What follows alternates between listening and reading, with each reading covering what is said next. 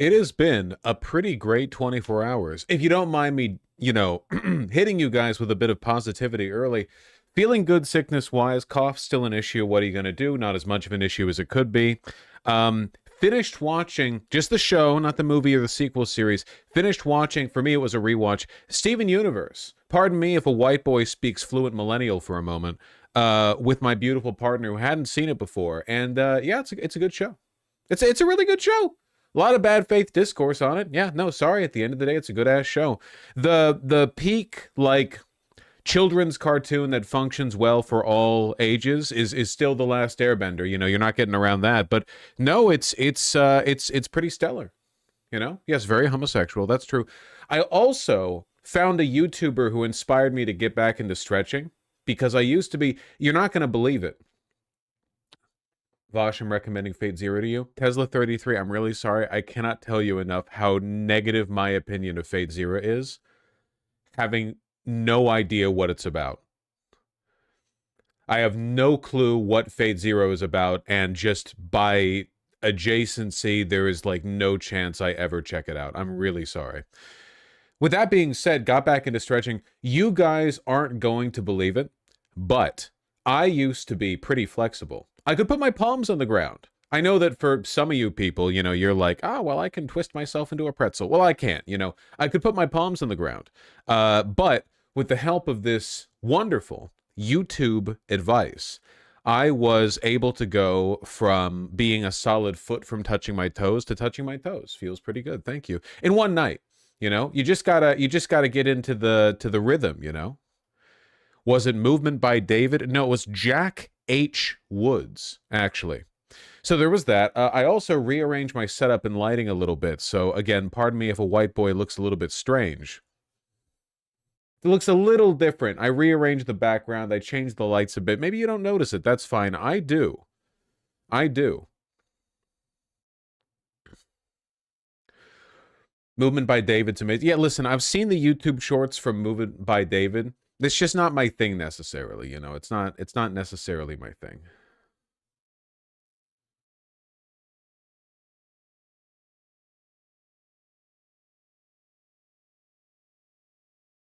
Really shines a light in the Donald Duck back there now. Donald Duck. Oh, that's a Bunger. That's a Bunger from Bugsnax, which is a good ass game, by the way. Bunger, Bunger, Bunger.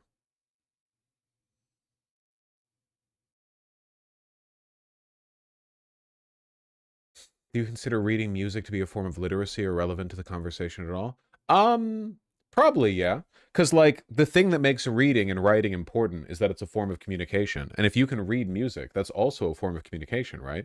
I don't think it replaces, like, being able to read music well probably doesn't replace or is a good substitute for proper literacy. But yeah, no, I mean, it still uses your brain, right? And like, it's you're still activating the almonds a little bit. I would say so. Yeah. I don't want to be too partial.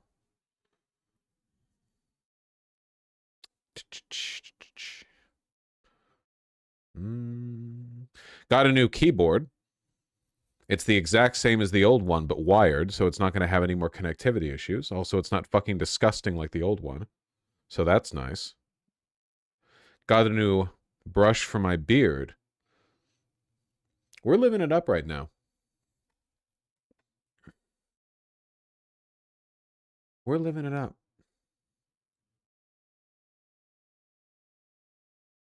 Let me adjust them glasses, please. No. Is the brush also wired? Nice one. All right. How you all doing?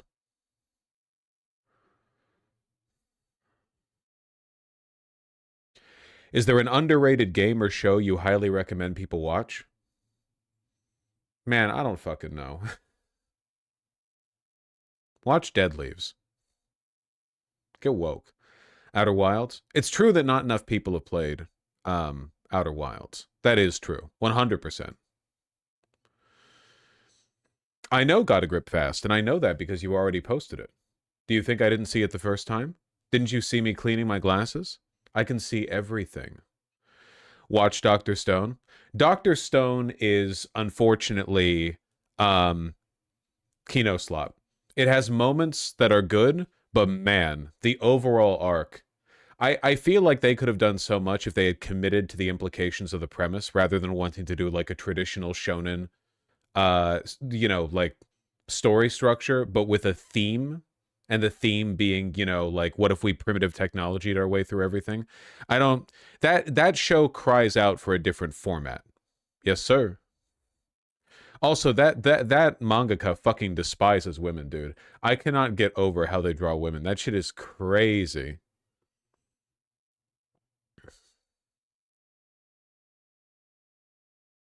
You despise women too? Yeah, but I'm not like writing a manga.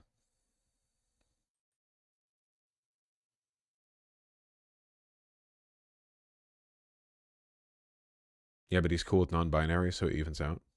Trans inclusive something something.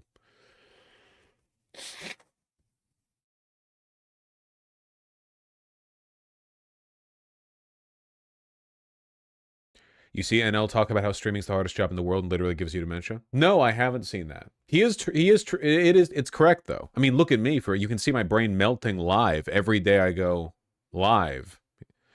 Look, streaming is the easiest job in the world, but almost nobody can do it well. That's the truth. It's the actual day-to-day mechanics of streaming are extremely easy if you have the exact personality matrix for it. And if you don't, then you will run into a snag and commit suicide. It's one or the other. Most of the people who get into live streaming or even just general content production end up having some kind of emotional breakdown at some point. And after all the stress and drama that I've been through, you'd think I'd be more susceptible than most. But thank God, through luck and luck alone, I have the right personality matrix for it. It's not skill. It's just, I mean, build different implies that it's me being built of sterner stuff, but in reality, there are attributes that work well for live streaming that don't work well for like any other profession. So I would say, listen, okay, when you see live streamers freaking out about the prospect of having to go back to a regular 9 to 5, do feel some sympathy for them, okay? They have been developing neurological tendencies that will not serve them well in the private sector. Just keep that in mind. From what I've heard about your life, you also seem to have a great support network. Fuck yeah, I do. Always had good friends, good family, very supportive people. I've been nothing but lucky. That's one of the biggest elements. So in a way, it's even more of a buff than being born to a wealthy family. Having a supportive family. And I don't mean lame supportive in that coddly hippie way where they're we support you and we don't challenge you in what you do. I just mean like having people around you who are there to like hold you up and give you good advice. That's very important. You got to do that for your friends too. Why can't women make good political streamers? Well, they can. The problem is like, and this is the problem women face like everywhere, but I imagine it's particularly frustrating when you're trying to be a public facing figure who talks. Like, think of how chat treats me. Now imagine if I was a woman, right? Like there are still people in chat who make passes at me pretty often every stream. Can you imagine if I was a woman? It's like you're creating it's like a pressure cooker. You're creating an environment where you're maximizing the likelihood of some kind of disruptive social, you like you're going to crash out at a chatter or you're going to say hey cut it out and people are going to be like well it's just a fucking compliment, you know?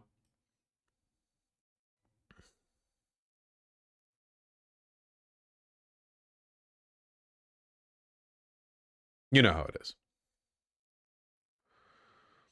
It's just a joke. If you're in a woman's chat, you'll get banned for even calling her cute. Y'all MFs be calling him daddy and shit. Y'all MFs. Ask me how I know you're white, Thana.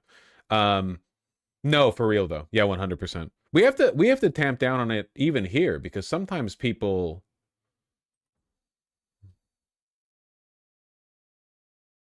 go crazy. You can just say motherfucker. Yeah, but if you say motherfucker, then people don't know what you want to say is the N-word soft eye. Hey, thank you. Hoorah.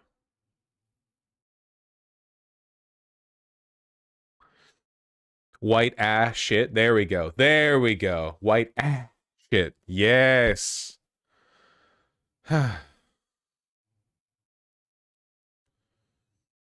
have to say my brother in Christ. I feel like my brother in Christ is pretty race neutral at this point.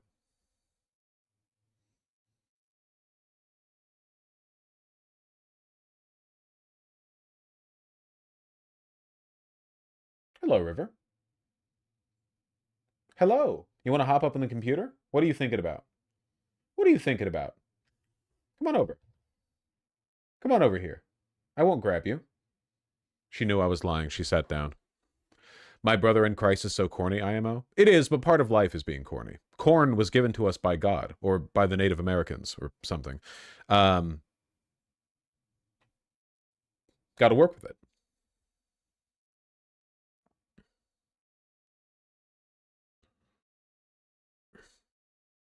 Destiny son or Hassan daughter? Come on. Did we make corn out of an inedible plant? Hasn't maize is like the fucking ancestor crop of corn, right? Hasn't maize always been? Wait, did the native like Central Americans or whoever the fuck first cultivated maize, did they have to make that edible? Like was the original form, it starts as a grass. Huh. That's incredible.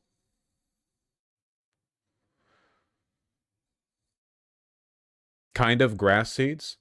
Original bananas were inedible. Well, I knew that, yeah.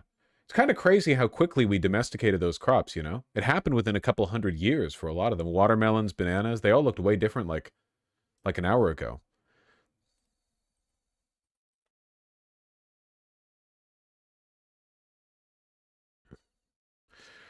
Why would they even begin cultivating it if it wasn't edible? Well, they must have seen something in it, right? Like maybe it was barely edible. Maybe the grass seeds were like, they were like, if we gather 1,000 of these and mill them, we get like a barely edible powder. You know, it was like right on the cusp.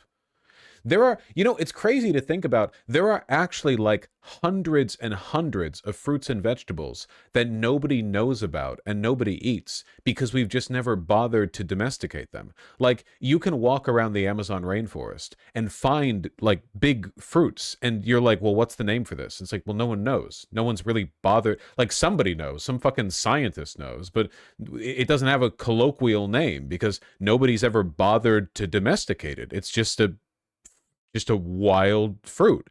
But maybe if we spent a couple hundred years, you know, selectively cultivating it, then it would be, you know, oh, go to the grocery store, you can find some ubugu fruits. I don't know if they'd be called ubugu fruits necessarily. It was the first thing that came to mind.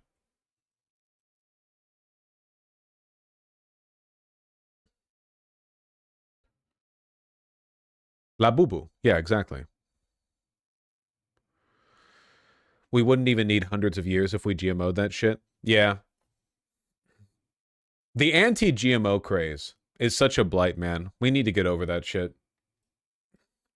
There are like thousands of sorts of potatoes in Peru and Bolivia exclusively. It's just a very few number of potato sorts that are cultivated globally. Yeah, like russet potatoes, golden potatoes, yams or whatever. It's just like a couple variants of an incredibly broad range. There's so much culinary variance out there that we don't experience because just logistically you can't cultivate like 1,000 different varieties of potato and stock every grocery store with every one of them. Wait, GMOs are okay? Yeah, we've been doing that shit forever. Look, the business side of GMOs are bad, but people get crazy with it and they're like, you know, it's actually bad to genetically modify uh, you know, fruit. No, it's not. We've been doing that for a while. Ah, but it's different these days. Kinda. We're basically just speeding up the process, but it's not I guess what I should say is it's not fundamentally bad, you know? It's not fundamentally damaging or harmful. Don't be anti-scientific. Hello, River. Hello. Oh, no. I tried to scoop to show her right behind me, but she bolted out, you know.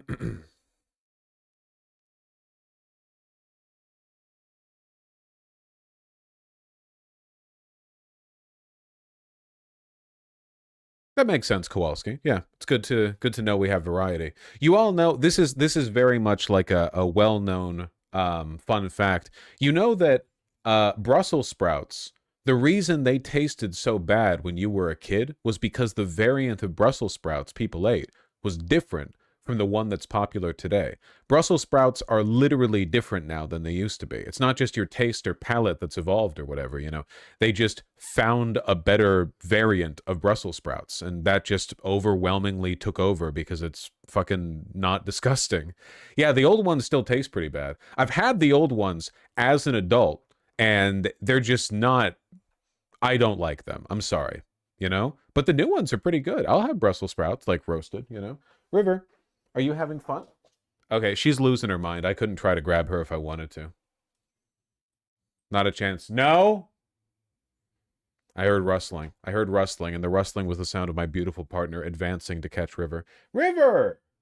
You're looking at me with your little dilated pupils. You want me to play with you, but I have a job.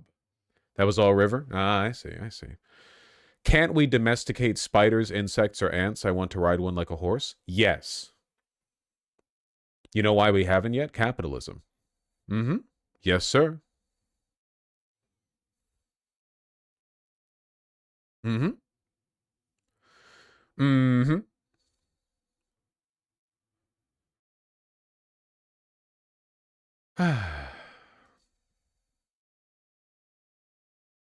Capitalism took your giant spider. That's true. Anyway, hold on. We have some stuff to get to before we get to the stuff we need to get to. Did I set this properly? I did. This was the flexibility video that I was looking at. And this guy is indeed quite flexible. Do the hand thing. Yeah. Look at that. That's crazy. You saying you could suck your own dick? No. What I'm telling you is that when you're ready, you won't need to. Your flexibility will be so impressive that you'll have to be shoving the women off you. You won't need to suck your own dick, buddy.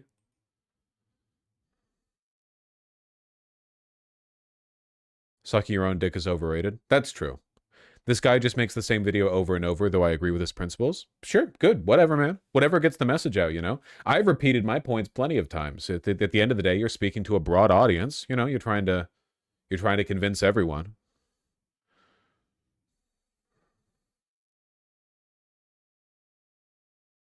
He's shitting? Oh, he's shitting here, for sure. 100%. I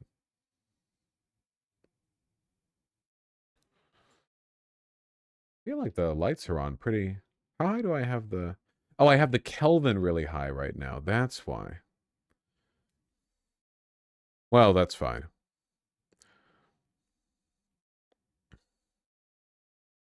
Do you do resistance training / weightlifting? I do in my head. I theoretically do. I imagine myself as the kind of person who does that thing. Anyway, moving on a little bit. You guys know my state is flooding? I didn't do it. It wasn't my fault. We're monitoring a dangerous situation developing in Washington state. At least 6 rivers are hitting major flood stage this morning. That is the most severe level of flooding, and the water is still rising. Officials have warned of catastrophic flooding, ordering evacuations for up to 100,000 people. Many of those evacuations are along the Skagit River's 100-year floodplain. That river is expected to rise at least 6 feet above its previous record. Already, swiftwater teams have been making rescue. I was surprised you were streaming yesterday because of it. It's actually not hitting Seattle, funnily enough. The what is it called? Atmospheric river is it's hitting everything but Seattle and Western Washington. It's raining and it's quite windy over here, but yeah, no, the Skagit River is 6 feet above its previous record. You know. Rescues. One mother took this video inside her home. It is also She told weirdly warm. CNN that the water reached 3 feet high in her basement. And on the roads, high water, mud and debris, all blocking traffic and shutting down roads statewide. Washington State Patrol has urged drivers not to try to drive through the high water. They posted this message: you drive a car, not a boat. That's Let's get true. right to CDN meteorologist Allison You don't know Chinchar me, though. for the very latest on this situation, which seems to be getting worse at this point, Allison. Yeah, and that's typically what happens with river flooding because it's more of a delayed effect. You can see the video here next to me. This kind of showing how they are trying to reinforce one of those flood walls that are there, the barrier that is meant to protect the communities around the river. Again, just trying to reinforce it and make sure this one seems special considering 100,000 evacuated this time. Well, the flooding for the Skagit River being 6 feet above its previous record, 6 feet, yeah, it's pretty special. Holds and does its job as those rivers are expected to rise around this community. But Fosh, the real question something. is, okay, but how high are the rivers forecast to actually get in these areas? Well, we take a look at the Skagit River specifically because that is forecast to get up to record levels. The forecast crest 41 feet, more than 41 feet. You can kind of see that peaking right there on that map. Skagit River, Skagit, not Skagit. Feet. So we're not just talking a little bit above. You're talking significantly above where even the previous record was met, and flood stage alone begins at just 28 feet. And that's when you start to see some problems where water intrusion starts to happen in some of the surrounding areas. It's not the only one, though. It's one of several. There you can see where the river falls. All the purple dots here are the major flood risk. And Seattle's fine. Seattle's where it's hard for me to tell this zoomed out. That's Olympia right there. Seattle's hereabouts, but on the Puget Sound, it's fine. You know, because of the force field, yeah, because the force field that we set up around Seattle. These dots here indicating a river gauge that is set to be at either minor, moderate, or major flood stage over the next several days. And keep in mind, some of these are not forecast to crest for several more days because you have to wait for all of that runoff to come down from the rain to eventually flow back into a lot of these rivers, creeks, and streams. Now, it is still raining across much of this area, so that's going to add to it. So it's not just the runoff from the previous days, but we're also adding new rain on top of it for these areas. That's why you have the flood watches in effect and around Seattle, Tacoma. I guess it's only fair that we get a little bit of this because, as everyone knows, we don't get hurricanes over on the West Coast, right? The East Coast gets bombarded, New York gets flooded, Florida disappears, etc., North Carolina, whatever. But we don't really get that. So I guess it's only fair that every once in a while we get hit with some catastrophic flooding, you know? Much of the Pacific Northwest, but also downstream. So you also have some of these in effect for portions of Idaho and Montana as that system continues to progress eastward. This is the atmospheric river that we've been talking about here. Again, that large plume of moisture that is just being funneled into the Pacific Northwest over and over and over again. So it's that constant stream of moisture back. You have earthquakes, that's plenty. Well, not as much as like, you know, LA or Japan, I suppose. But yeah, we do get those. First, let's get an update on this rain that really has been hovering over us for the past few days, Rich. It has. Well, it's actually dried to the north of Everett, but the front stalled there, so it's not helping us as you get farther to the south. Still seeing moderate to heavy rainfall there out towards the Cascades and over parts of King, Pierce, and Snohomish counties. The Weather Service issued a urban flood advisory out until 11:30 today for possible local flooding because of just excessive. I'm in Cali, so we get wildfires. Well, believe it or not, we get plenty of those over here, too. Washington is not that cold. And it's only wet seasonally. So we do get our, waves. Rainfall. Overall, though, we've extended first alert weather through tomorrow. Even though the showers are going to dry out over the next 2 days, that flooding is going to be very widespread all the way through. I thought the West Coast still gets monsoons. Not really. I'm pretty sure we catch the tail end sometimes of those weather patterns, but we don't get like really hit by them. Like nothing compared to the, actual Pacific. The West Coast of the United States is a pretty phenomenal place in terms of like temperate weather. It's very, very safe there. Really, earthquakes, the big ones. And now there's the wildfires, of course, but the wildfires are caused by half of it is climate change and half of it is our really, really, really bad firefighting policy. Friday, so we might even consider pushing it into the weekend, but we'll look at it all in detail coming up. Well, we are now dealing with our first deadly crash, as you heard Christine mention, due to just several crashes I'm tracking for you this morning. This is a lookout on Highway 167 near Highway 8. More about that coming up in just a few moments. The governor has declared a state of emergency. Why don't we simply have good firefighting policy? Well, it's kind of complicated, We built and we expanded and we built houses, we built towns in areas that are just always going to be fire risks. So what happens if there's a basically permanent fire risk every fire season in an area? Well, the firefighters have to shut it down as soon as an ember starts, But the problem with that is that if you never do controlled burns, if you don't allow for fires to happen, the fuel keeps piling up. Hello, River. And as the fuel continues to pile up, you eventually reach a kind of critical mass. You know how one of the criticisms that Trump has of Gavin Newsom is that he doesn't clean the forest floors? He's just misremembering something that he's been told, but he is right, you know?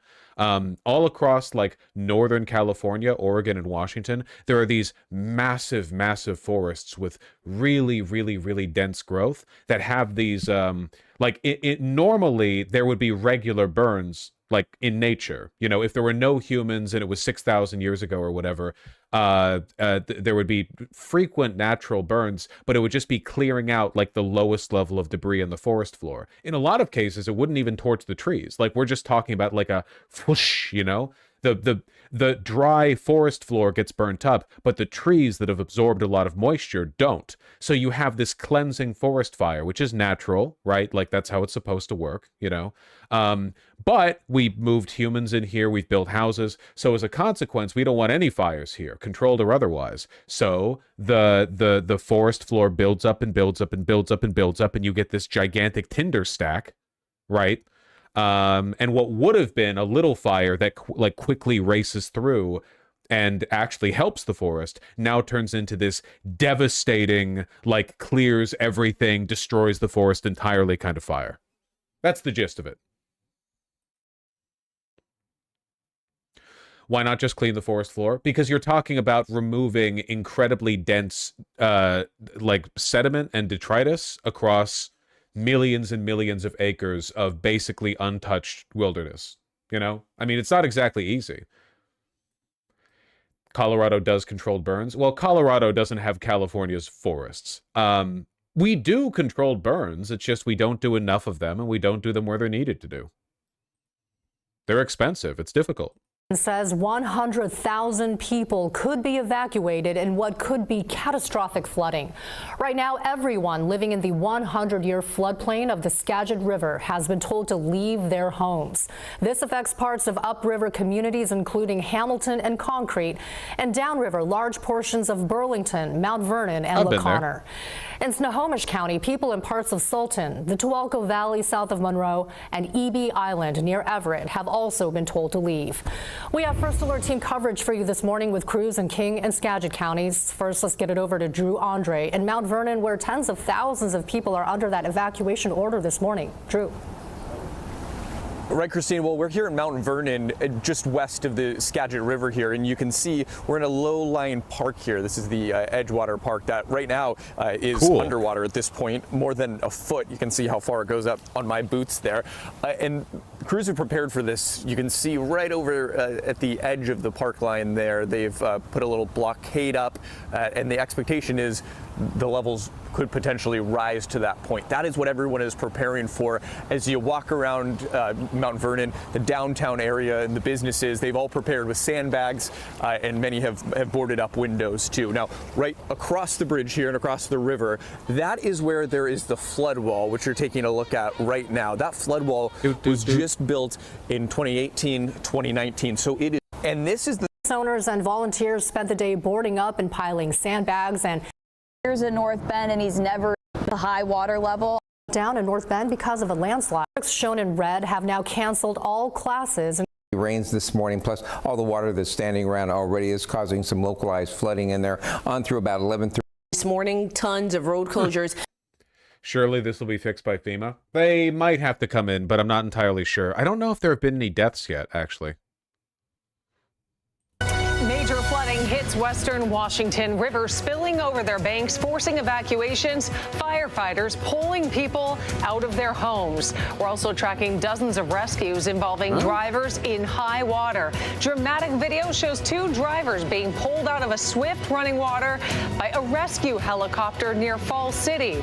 Rivers now hitting historic levels in several communities. We're closely monitoring the rivers and what is ahead for the next 24 hours. From the north of this where you live. The rivers are up high. It's up high.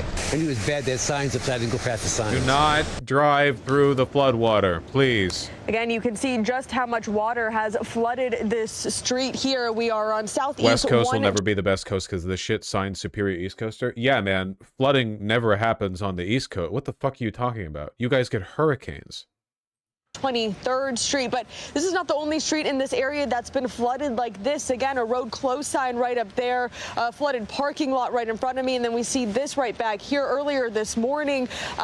In the weather center. Flooding that's going to impact a whole lot of people. It's that flooding. I'll let you know. Flooding that they have seen.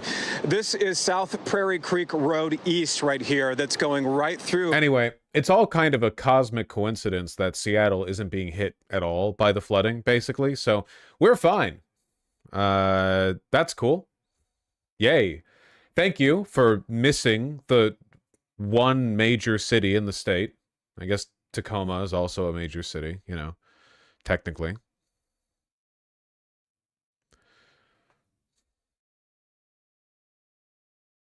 This is because of Katie Wilson for some reason. Thank you, Katie. Well, Seattle doesn't have rivers for the stuff to be flooded, and we have a lot of water control infrastructure. Yeah, no, for sure. I mean, yeah, no, flooding here is pretty minor. It helps that basically all of Seattle is on a hill. Like, Seattle is very sloped, so water, it doesn't really run down, like, pooling into the city that much. It runs out into the Sound or into Lake Washington.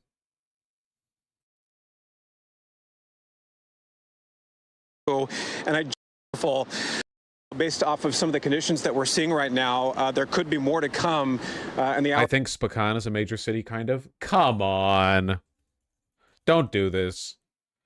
No one in Washington has anything good to say about Spokane, okay? Even the people there don't have anything good to say about it.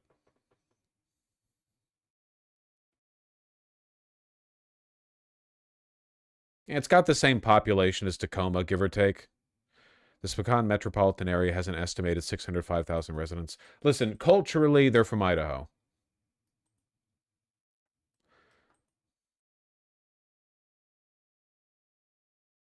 Spokane or Spokane? No matter which way I say it, people get mad at me.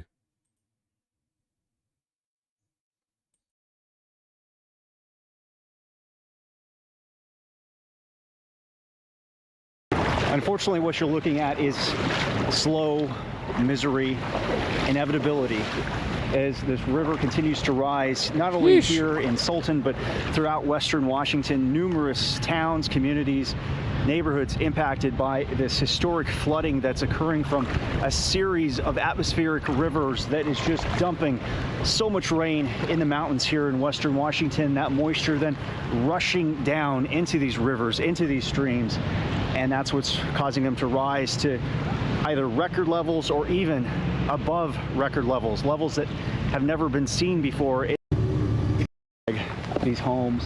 Actually, but it should be. I mean, it's always a decent fall, but. Oh, it's Snoqualmie. This is the famous falls. People hike up here. So I think you know something's impressive when locals come out before work just to be able to see something that they've never seen before. I live in the area, and I wanted to see if it's the biggest I've ever seen it, and it is. I mean, it's always a decent fall, but it's just not like this. I don't know. It's probably like. We'll call some Petramala, my last. All right. Well, my state flooding aside, fun as that subject is.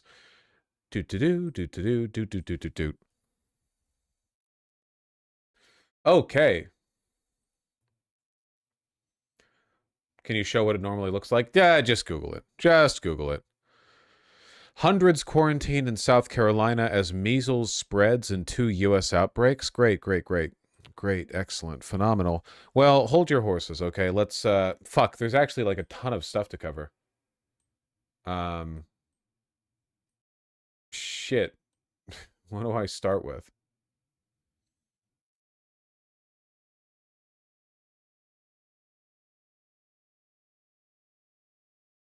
What is this?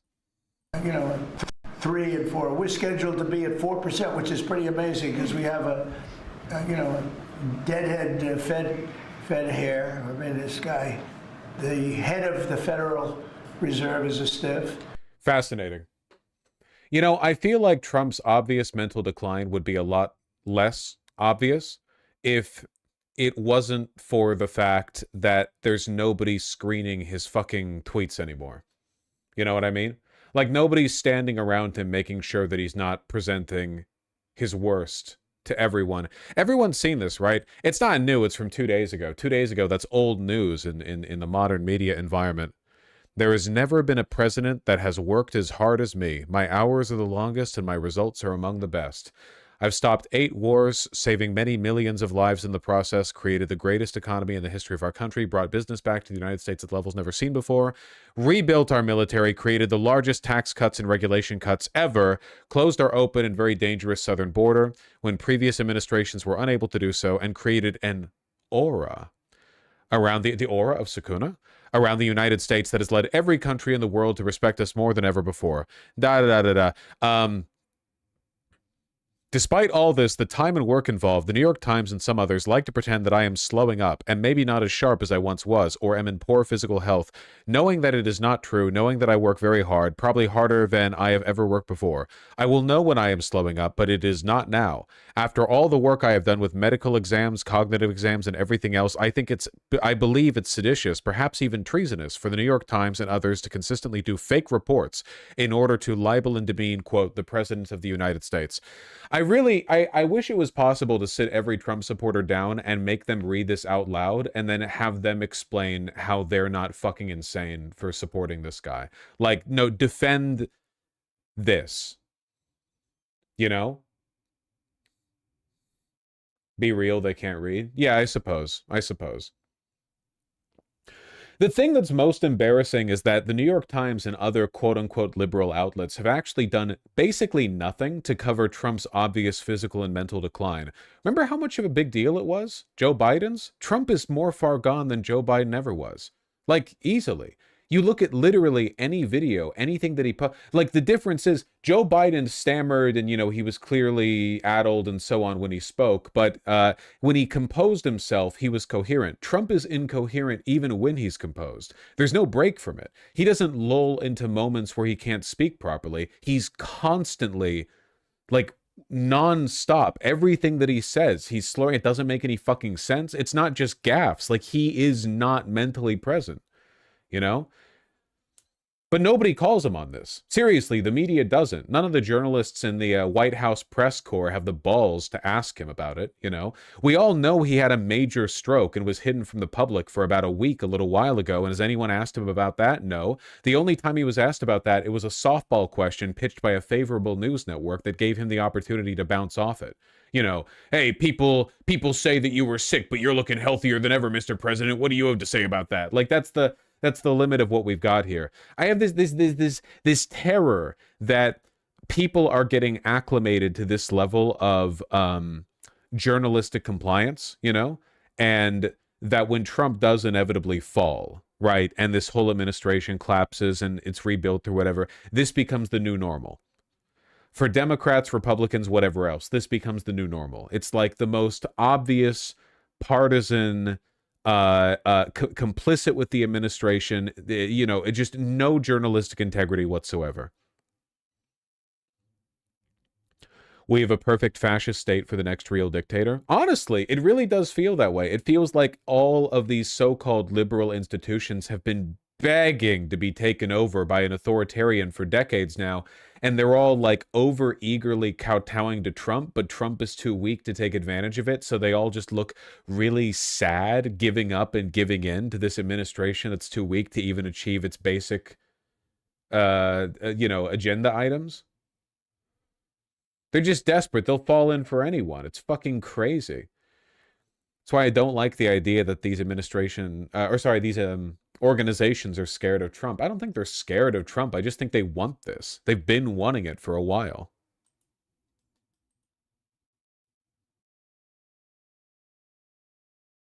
I don't know.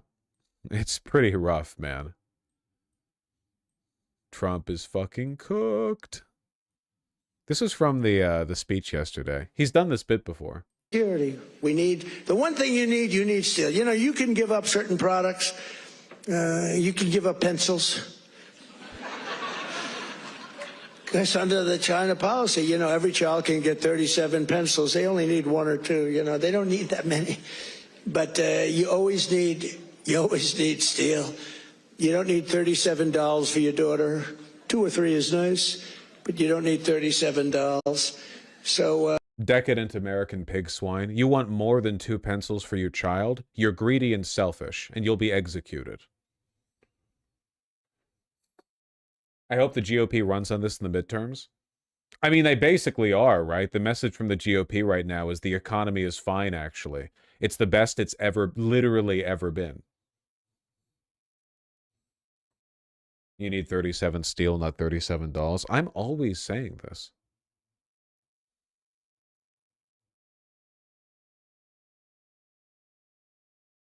Just setting Newsom up to run on abundance? Yeah. He better not be the fucking nominee. I think transgender for all is a great, great thing for the Democrats to be talking about. Transgender for every member in your family. If they're not feeling well that night, let's just change their sex. Now, let's not talk about it. Let them go and let them fight to get these things.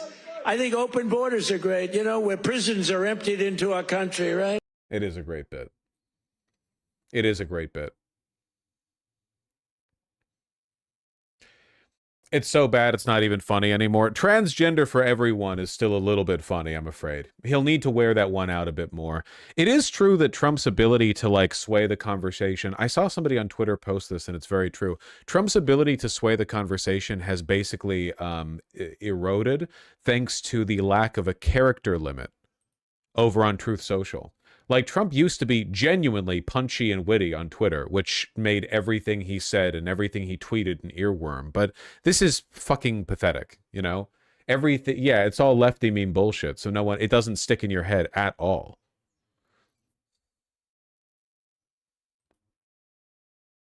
We ain't reading that. Free Palestine. I don't think he could be snappy anymore if he wanted to.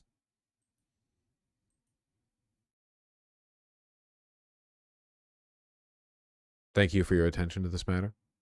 Make America great again. That's true.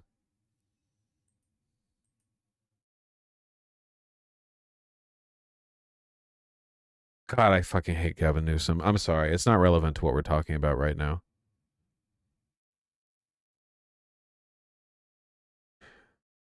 Does it get better or worse if Trump just dies now?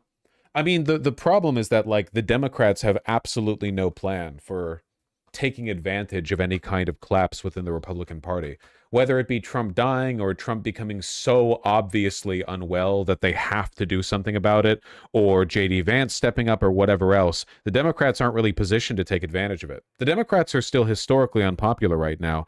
People are voting for local candidates who are Democrats in spite of that. But people's opinion of the national leadership is still historically low.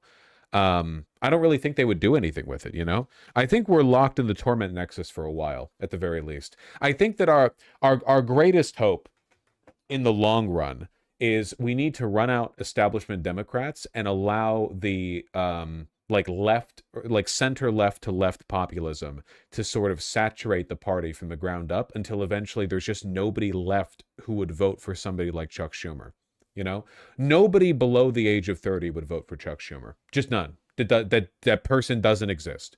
Maybe the most, like, freakish wonk neoliberal globehead types on Twitter, right? Just the most insufferable people, but not real people. You know, Harry Sison. Yeah, exactly.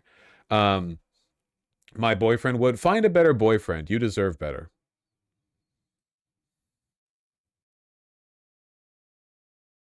I don't want to have to wait decades and decades, though. Trump admin banned usage of woke fonts. The Calibri font, is that woke? I'm learning this today. I'm sorry if I haven't kept up on the discourse. Is the Calibri font woke? I didn't realize. It is woke? Okay. Yeah, when I see that Calibri font, I sit my white ass down and I listen. Call the use of the font in official department paperwork a wasteful example of DEI. Marco Rubio said this? Man, I used to think that Marco Rubio was competent.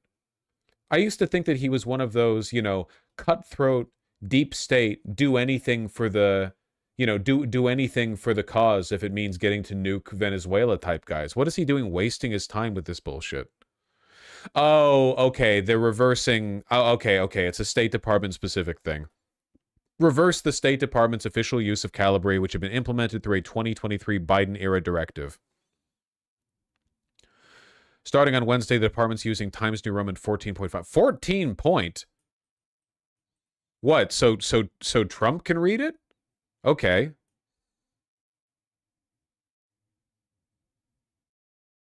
DEI for old people, yeah.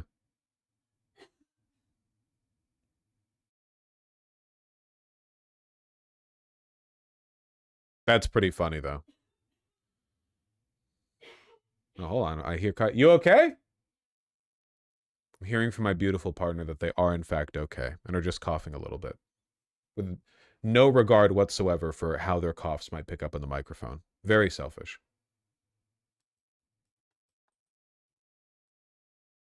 Calibri is a font in the, quote, humanist style. Maybe that's why they consider it woke. They consider it woke because Biden put out an order. I don't know. Whatever. Ridiculous.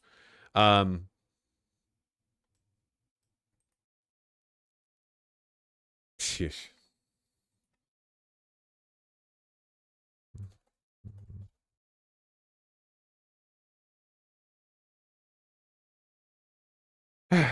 Did you hear about the Trump administration wanting to look through social media posts of tourists before they come to the United States? Oh, buddy, have I? Uh-huh. Under a new proposed guideline for the good old Department of Homeland Security, tourists to the United States would have to reveal 5 years of social media activity under a new Trump plan. And in the lead up to the World Cup, too. That'll be good. You might as well just ban tourism altogether. Honestly, why bother keeping the dredges? Not going to have a United States anytime soon? Seriously.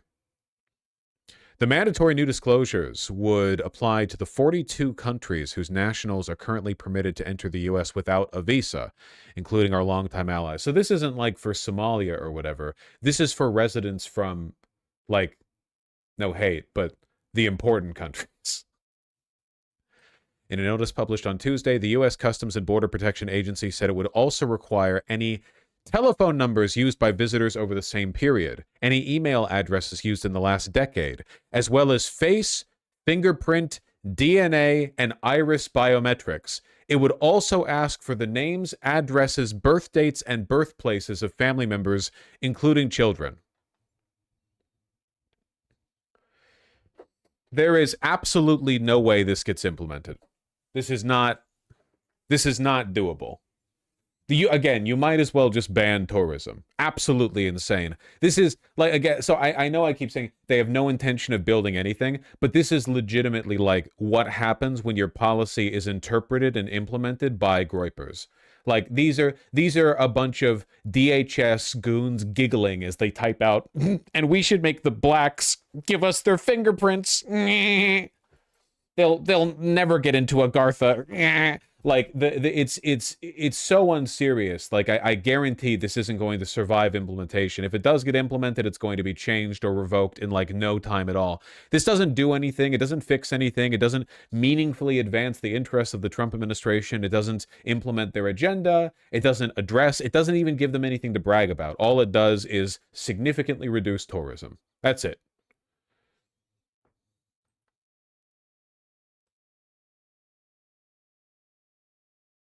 It's not even a real policy.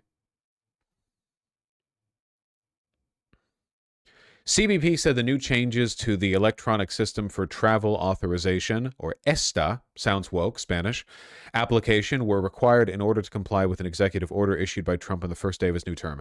So in other words, these giggling psychopaths are doing this because they've been given leeway to by the incredibly broad executive order slew that the president put out on his first day in office.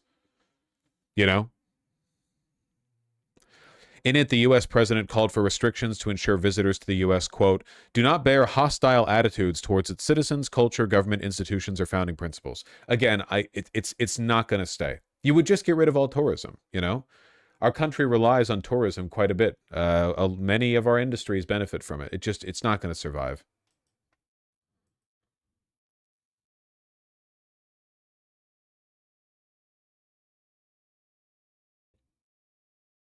They really are acting like they're never losing power.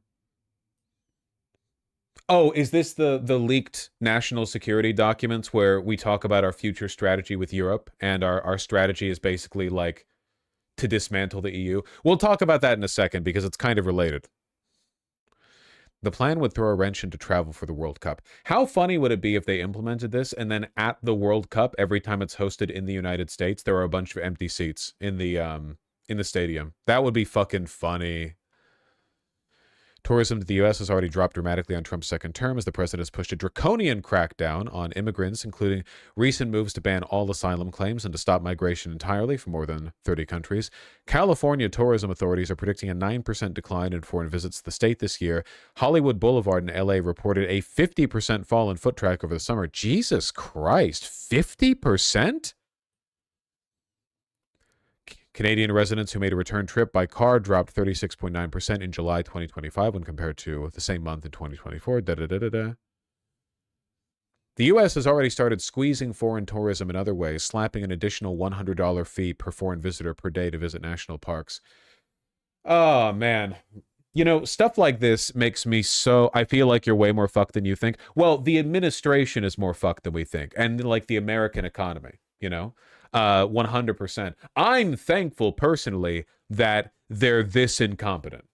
That makes me happy. I like that, you know? I like the fact that they're not dismantling the country in a way that kind of prolongs it. You know what I mean? Wouldn't you be a little bit happy if you were captured by the king and the king was like, send out the torturer, make his suffering prolonged and excruciating. And then the torturer comes out and he's like, oh, geez, it's my first day here. Okay, knife, go. And then he, like, immediately nicks your carotid artery. And you're like, oh, okay, I guess this is going to last, like, 90 seconds, you know? The torturer's like, you'll be here for years. And you're like, no, the fuck I'm not, dude. Good night. Night, y'all. I don't know. It's comforting, right? I mean, either way, you're carotid artery, not carotid, carotid. Yeah, sorry. Either way, you're dying on the rack, right? It's really just a matter of how prolonged it is, and stuff like this makes me feel good. It's like, okay, you got my fucking neck.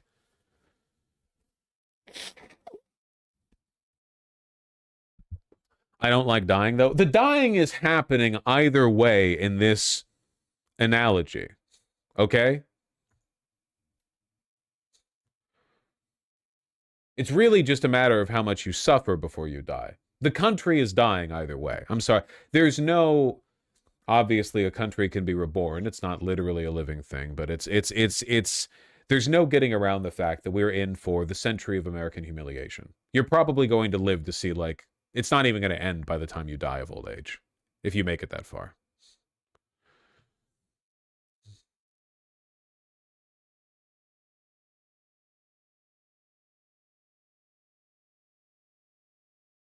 They're denying visas for people who are believed to try to go for birth tourism. Yeah, good. Just do everything. Just do everything to break the country. Who cares?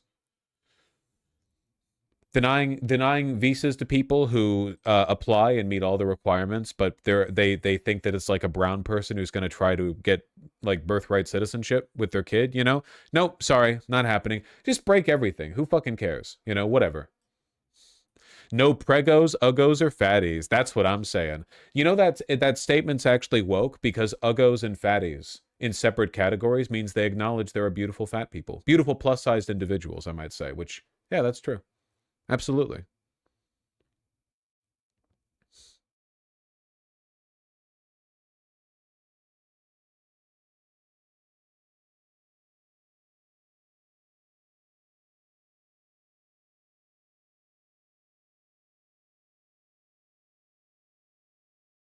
And ugly, skinny people? Well, we know that's a thing. Can react to the Christy Gnome thing? No, because I'm reacting to this thing. I have to do one thing at a time. I'm a being locked in the same temporal river as the rest of you, right? So I have to... Now, the future me might address that subject, but at the moment, I'm still kind of committed to this one. It's a little bit rude to try to skip the line, don't you think? Seriously, I feel like the carotid artery has been nicked. Did I say it properly that time? I love it when the Trump administration demonstrates that they're not smart enough to keep this going. I didn't say it correctly? Okay, well, whatever, man. Carotid? Carotid? Carotid? What are you talking? No, your emphasis is off. You're all being ableist right now against live streamers. The one before? Fuck you guys.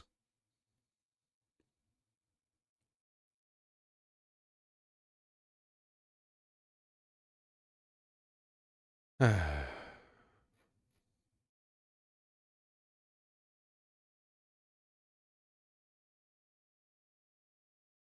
saw an article from a right-wing mega news site bragging about new rare metal vertical integration production in North America secured, national sovereignty locked in. Then it admits the mines and refinery are all in Canada. That's pretty funny.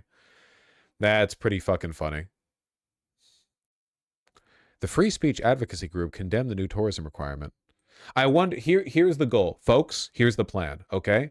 That we goad the Trump administration into being so bad for U.S. tourism that we negatively polarize Disney into joining woke again. Because right now, Disney is 100% siding with the administration. But if we bring down the Disney World numbers enough, we might be able to pull them over.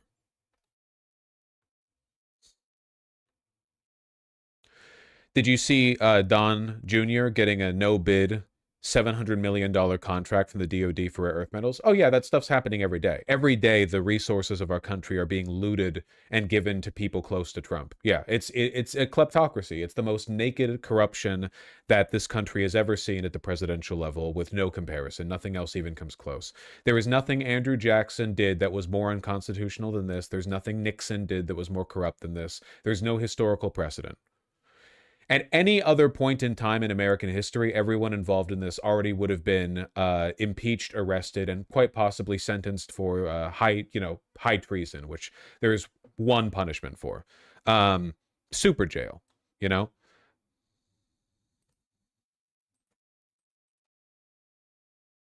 Funnily enough, this happened in the first term, too. Not like this, man. Not like this. But if they keep doing it like this, then, I don't know. Maybe it'll all be over soon. Can you imagine presenting all this information because you want to attend the World Cup in the United States? Meanwhile, keep in mind that if you misrepresent anything or forget anything, you're giving Customs and Border Patrol a legal pretext to violently deport you from the country on the claim that you lied in your visa application. Logistically, it's impossible. Yeah, but it'll still work as a deterrent, you know? There's going to be a coup if this continues. Yeah, from from Disney. For sure, for sure. Man.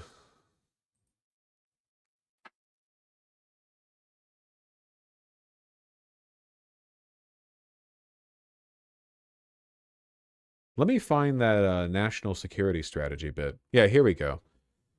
Because it's kind of related to how we're treating, you know, our tourists. Promoting European greatness. A leaked document outlining our foreign, like our national security policy moving into the future, basically says that we are looking to destabilize the EU and promote the far right across Europe. So far, it seems like the Trump administration has failed to do this. In fact, they've done the exact opposite, you know? America is falling apart so quickly, and we look so terrible to most Europeans that it's led to a whiplash effect against far-right parties in the... Look what happened in France. Look what happened in Spain. Look what happened in the Netherlands. Things are a little bit different in the United Kingdom right now. I'll admit, we'll have to wait a little bit to see how things go right there. We're still not entirely sure how things are going to play out in Germany, too. I feel like that one's a little bit on the edge.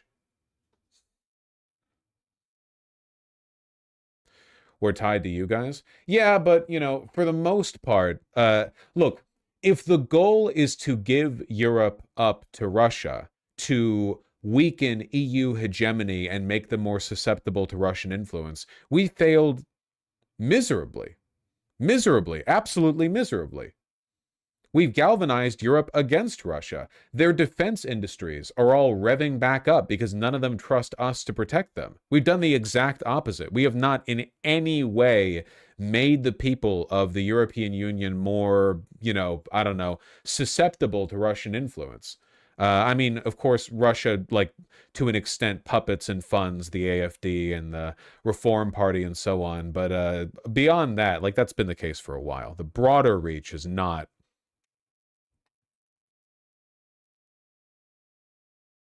getting worse. I'd be fine with cutting off the UK entirely.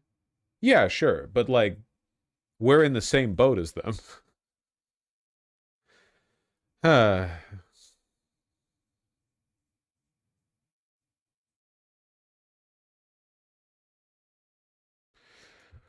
Trump set a deadline for Europe to lead NATO by 2027. You know, I love the spirit of this beautiful country that I live in, but I gotta say, stuff like this really... Call me an attention whore. I like living where the action is. America's not going to be a superpower for much longer at this rate. We're doing everything in our power to make ourselves unexceptional. Just another backwater, low IQ, like Hungary, you know, like just some washed up... Like, we haven't even been ravaged by war or foreign occupation, but pretty soon we'll have the politics of a country that was. U.S. wants to persuade 4 nations to leave the EU. It's not happening. Yeah, I know. We just saw that. It's literally not happening. That's a joke. This is a joke. You fucking kidding me? Leaving the EU? Everyone saw what happened in Brexit. The Brexit majority has collapsed, you know?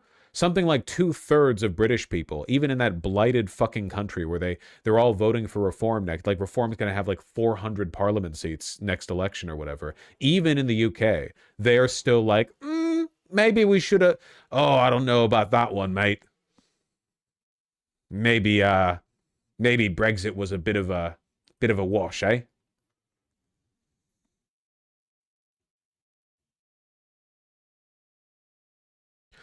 The classified version of the strategy, which warned of civilizational erasure because of mass immigration and multiculturalism, they have made being racist so fucking gay.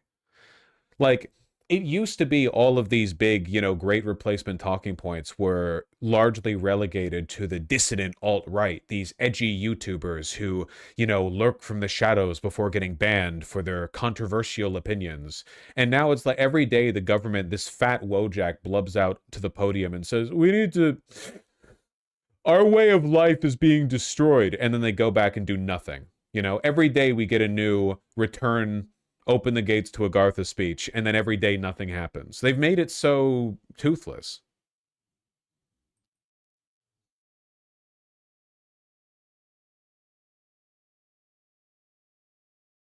Day is full.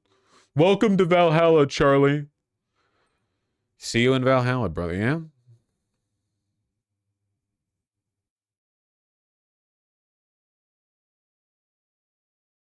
Anyway, tourism is basically going to be illegal, unless they change something.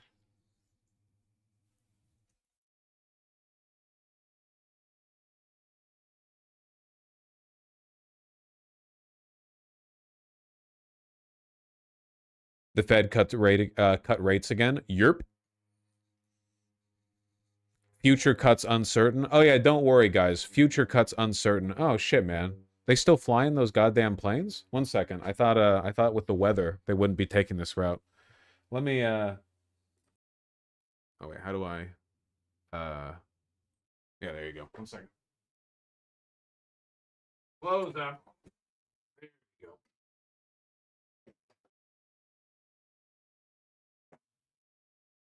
We are Charlie Kirk. We carry the flame. There we go. Fed lowers interest rates, but future cuts uncertain. What is that? The third rate cut we've gotten? Oh, yeah, third time this year. There you go. Even as internal divisions create uncertainty. What are we down to now?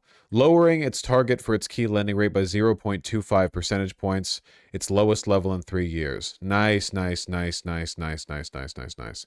Look at my economy, dog. Did you guys see, was it Howell who posted it? That Trump admin official who posted, like, check it out, guys. Fucking what was it? It was the rates have never been higher as they are under the Trump administration.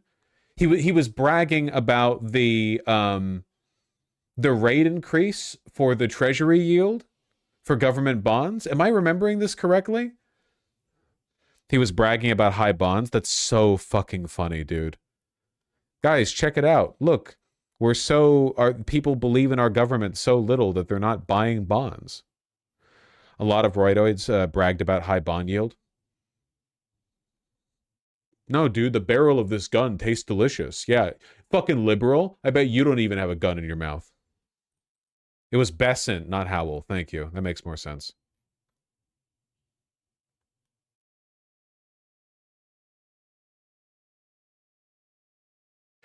U.S. Treasuries are having their best year since 2020, and the investors who had confidence and faith in Trump's economic policies have been richly rewarded. Check it out. Bond market returns. Yeah! Check it out, guys. Bond market returns. Isn't that great?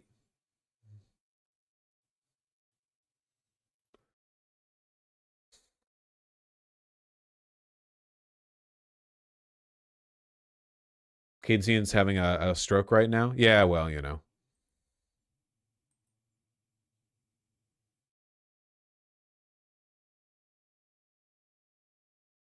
Fed also restarted QE. Wait, really? Do you have an article on that? In that press conference, Powell was basically dodging every question. He was constantly saying there's no way to go forward without risk. Basically, he had a gun in his mouth half the time. Yeah, Powell might end up being he might end up being like Pam Bondi in the sense that he gets ostracized within the administration because he's not that good in touting the line. He's so obviously aware of how bad things are going right now. We're restarting QE?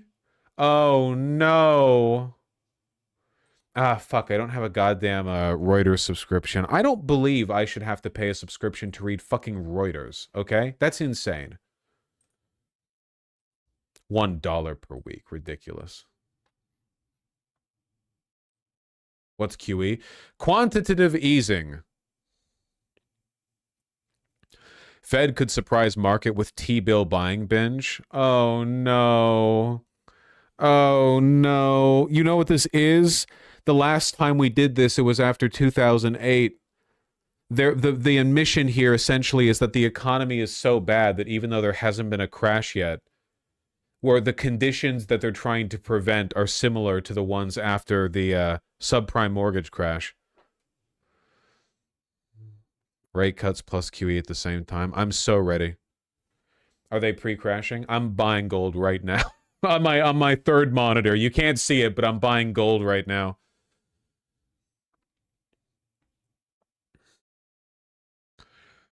$45 billion of monthly short-term bill purchases. That's the out-of-consensus call from Bank of America's rate strategist to reckon the federal announcement. Federal analysts to start large quantities of Treasury bills in January to maintain ample reserves in the banking system. Oh, no! Ample reserves in the banking system and avert the kind of liquidity crunch that froze money markets in September 2019.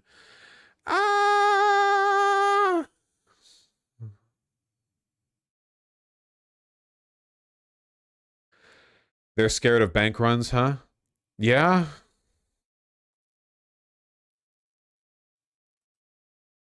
Panic sell everything. It's all so fucking over. Warren Buffett.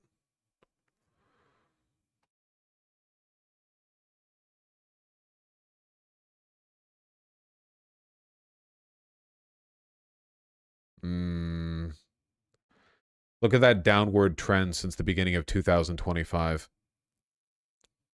What's the most recent data? This is from September 12th, but I don't know what like the most recent data point it's pulling from. Bank reserves being so low is not good. No. I mean, there's still a decent amount of padding here. but the trend is not looking good. Also, if people really did make a run, I mean, if people really called, this would evaporate overnight, you know? Oh, fuck. Dude, oh, fuck. They have to keep the padding higher because of the AI bubble. If the AI bubble pops, the amount, like, this buffer will be worth nothing. As the bubble gets larger, the buffer you need is larger too, because if it does pop and everything falls apart, you need that much more. So right now, 3 trillion isn't enough. It's not even enough. You would probably need it to be well above any, like, record levels.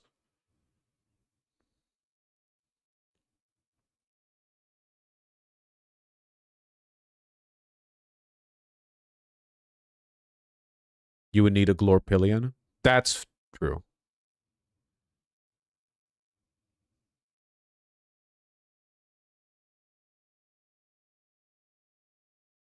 The plan won't come out of left field. Most Fed watchers already expect the central bank to begin buying bills in the first half of next year. Oh, no! No one knows how low reserves can get before triggering a liquidity crisis and a spike in interbank borrowing costs, but September 2019 was around 1.4 trillion. Yeah, but there wasn't a massive bubble back in 2019, so we don't know if anything's going to happen that would prompt an immediate run. I'm not economically literate enough to know all this.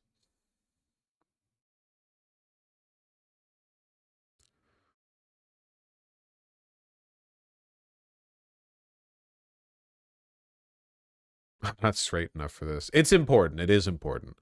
It's very important. It's extremely important.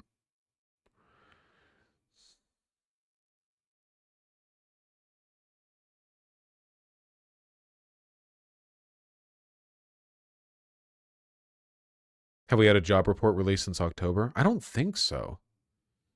Do we have a full job report?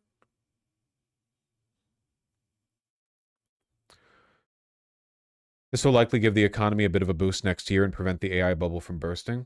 Okay, real talk, guys. How long before people start calling the United States government on its debt? We are reaching really, like, catastrophically high levels of borrowing. And the interest that we're paying on that loans, every year, I feel like before long we're going to start getting our credit rating downgraded.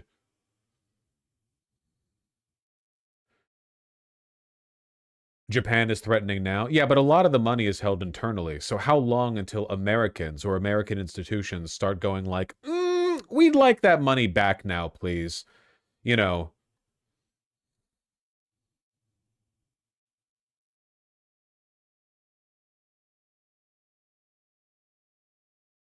It's not that simple. Callable debt comes with rate penalties. Yeah, but like if you're that pessimistic about the future of the country, I feel like people would take that.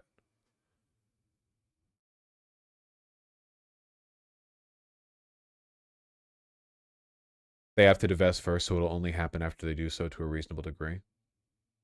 Maybe. I guess it depends on how bad the debt gets, really.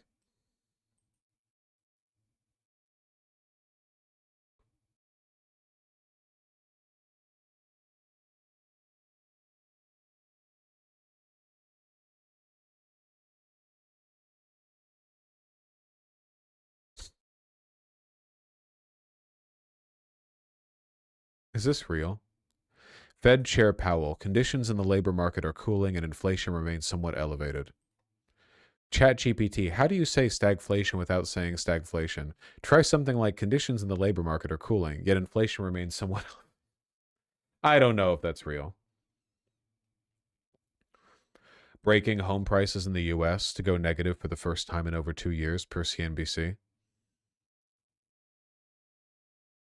There are so many bubbles. There are so many bubbles, man.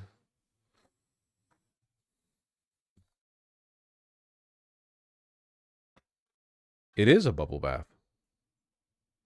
50-ish minutes, you can watch the first 5 to 10.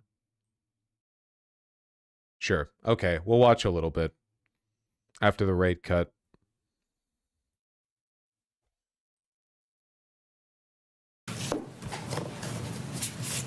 Hi, Howell. Good Good afternoon. My colleague. The housing bubble's not nearly as big. Yeah, but the housing bubble disproportionately affects regular people. The vast majority of residential properties are owned by like regular people, you know, people who own their own homes, or maybe landlords who own one additional property, not like 3 big corporate firms. The AI bubble is mostly contained within a few companies. But the housing bubble, like a bunch of people's retirement is tied up in their hopes that the bubble continues to expand. Colleagues and I remain squarely focused on achieving our dual mandate goals of maximum employment and stable prices for the benefit of the American people. Although important federal government data for the past couple of months have yet to be released, available public and private sector data suggests that the outlook for employment and inflation has not changed as much since our meeting in October. Conditions in the labor market appear to be gradually cooling. And if housing is actually scarce, it's not a bubble. Well, not necessarily. Housing can be scarce, but that doesn't necessarily mean that everyone's pricing rationally in accordance with the scarcity in any given area, right? Like it's possible for housing to be scarce, but also people are inflating the price past what anyone's willing to pay. Inflation remains somewhat elevated. In support of our goals, in light of the balance of risks to employment and inflation, today the Federal Open Market Committee decided to lower our policy interest rate by 1/4 percentage point. As a separate matter, we also decided to initiate purchases of shorter-term Treasury securities solely for the purpose of maintaining an ample supply of reserves over time, thus supporting effective control of our policy rate. I will have more to say about monetary policy and its implementation after briefly reviewing economic developments. Although some key government data have yet to be released, available indicators suggest that economic activity has been expanding at a moderate pace. Consumer spending appears to have remained solid, and business... How is housing scarce when there's enough empty homes to house our homeless population multiple times over? This has always been a pretty dumb lefty talking point if you think about it. A ton of those homes are dilapidated and in the middle of nowhere. And also, a lot of these empty homes are just being like transferred from buyer to buyer, or are being kept open for a short length of time on the market, you know? But like a significant number of the houses, you know, that could house every homeless person are shitholes in Louisiana. Like, not livable. They're not even up to code, you know? There are like houses people can live. We can build, we do have the space, but it's not as simple as just assigning everyone to an empty house, you know? Investment has continued to expand. In contrast, activity in the housing sector remains weak.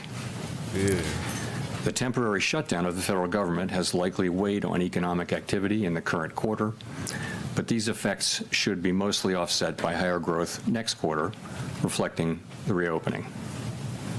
In our summary of economic projections, the median participant projects that real GDP will rise 1.7% this year and 2.3% next year, somewhat stronger than projected in September. In the labor market, although official employment data for October and November are delayed, available evidence suggests that both layoffs and hiring remain low, and that both households' perceptions of job availability and firms' perceptions of hiring difficulty continue to decline. The official report on the labor market for September, the most recent release, showed that the unemployment rate continued to edge up, reaching 4.4%, and that job gains had slowed significantly since earlier in the year. A good part of the... Can I just say, by the way, he looks like shit. Layoffs low, you sure about that? Yeah, we're actually reaching like record level of layoffs. This is not a good time to leave your job. Likely reflects a decline in the growth of the labor force due to lower immigration and labor force participation, though labor demand has clearly softened as well. That's not good. In this less dynamic and somewhat softer labor market, the downside... the synonyms you have to use to pad these stats. He's just reading it all out, but what's the... How do I not say there are fewer jobs, everyone's getting laid off, wages are down, inflation is up? Risks to employment appear to have risen in recent months. Risks to employment have risen. In our SEP, the median projection of the unemployment rate is 4.5% at the end of this year and edges down thereafter. Inflation has eased significantly from its highs in mid-2022, but remains somewhat elevated relative to our 2% longer-run goal. Very little data on inflation have been released since our meeting in October. Total PCE prices rose 2.8% over the 12 months ending in September, and excluding the volatile food and energy categories, core PCE prices also rose 2.8%. These readings are higher than earlier in the year as inflation for goods has picked up, reflecting the effects of tariffs. In contrast, disinflation appears to be continuing for services. The forever layoffs era hits a recession trigger as corporates sack 1.1 million workers through November. I assume this is from the beginning of the year? Yeah, throughout the year. Jesus Christ, 1.1. And that's only from the private sector? I mean, we're not even counting all the people who were let go from the federal government, for example? With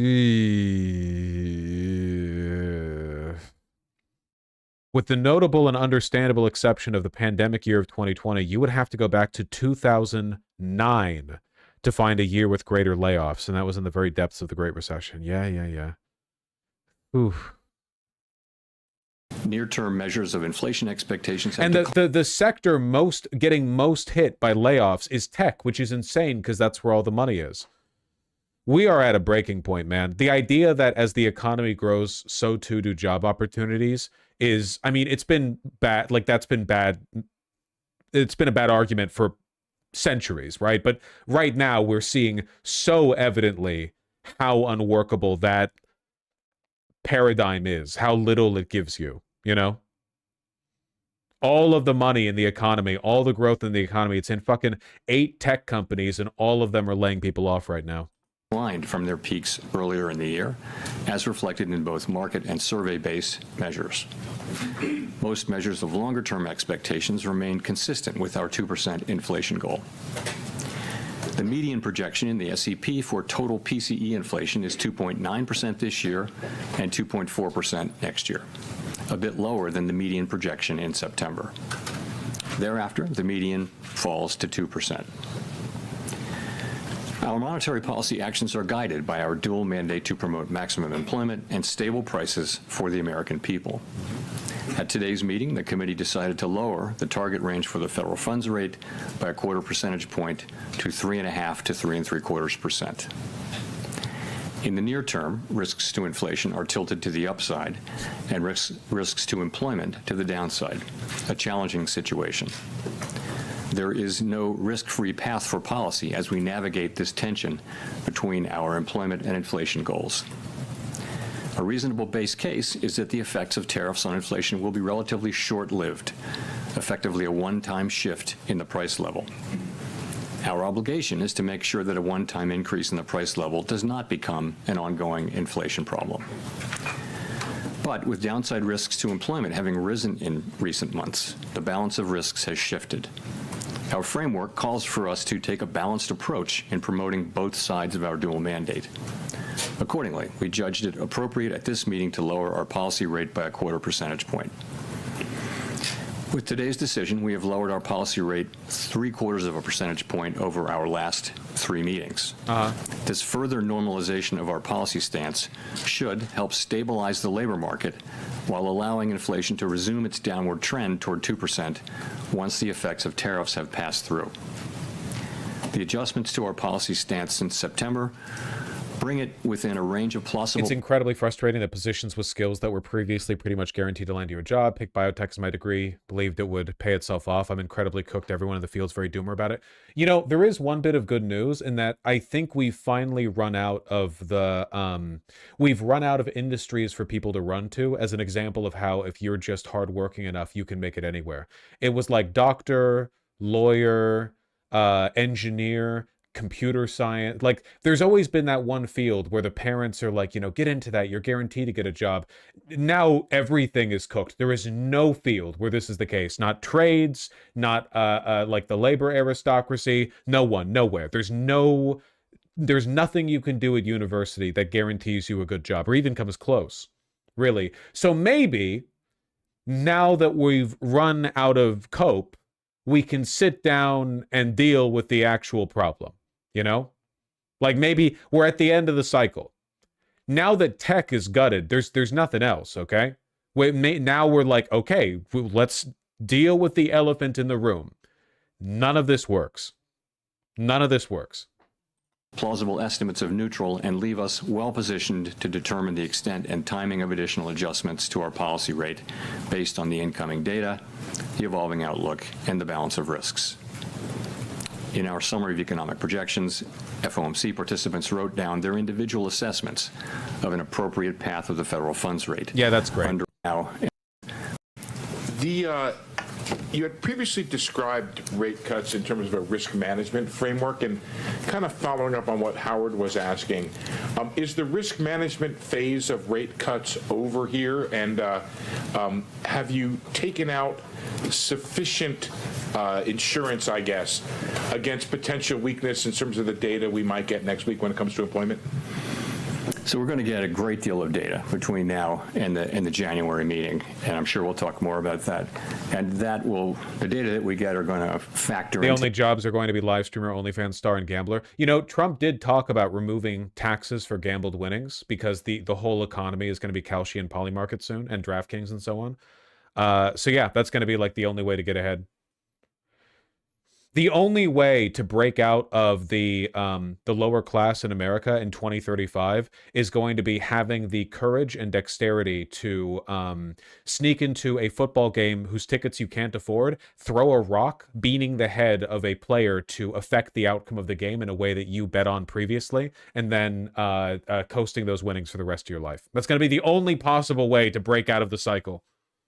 Yeah, you have to escape without getting caught, of course, because they'll have like Palantir laser camera sensors to monitor everyone. There'll be heat vision tracking you. You'll need to... You just got to win the lottery, bro. our thinking.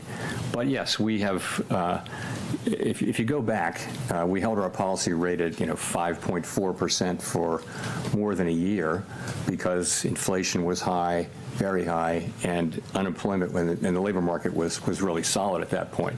So what happened is over last summer of 24, inflation came down and the labor market began to show real signs of weakness. And so we decided, as our framework tells us to do, that when the risks to the two goals become more equal, you should move from a stance that favors really dealing with one of them, in that case inflation, to a more balanced, more neutral setting. And so we did that. We did some cutting, and then we paused for a while to work our way through what was happening in the middle of the year.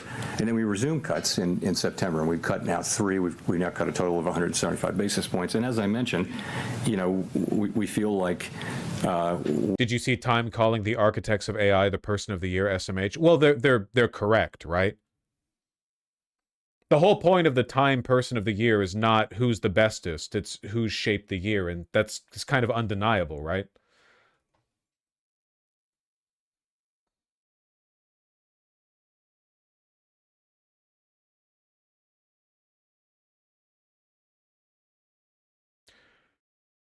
Kind of feels like the end. Nah, nothing ever ends. Haven't you read The Watchmen? So yeah, economy is cooked.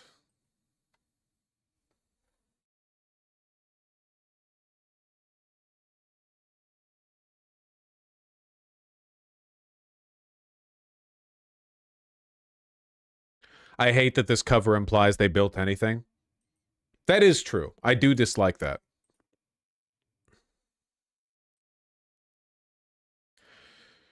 Speaking of AI, after like a century of extending copyright law to ruthlessly protect their IPs, Disney has signed a deal with OpenAI to allow their characters to be used in their Sora program. So like all of American copyright law, and therefore global copyright law, has been shaped by Disney trying to keep Mickey Mouse out of the commons. And they've signed it away.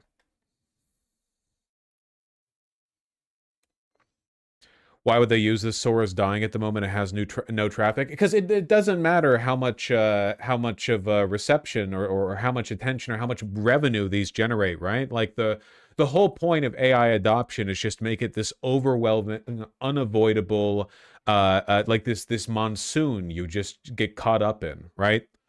No one wants it. No one likes it. Nobody's lives are made any better by it. No one's enthusiastic about it even, but they need to make it everywhere in order for the adoption to be what it would need to be for them to use this the way they want to.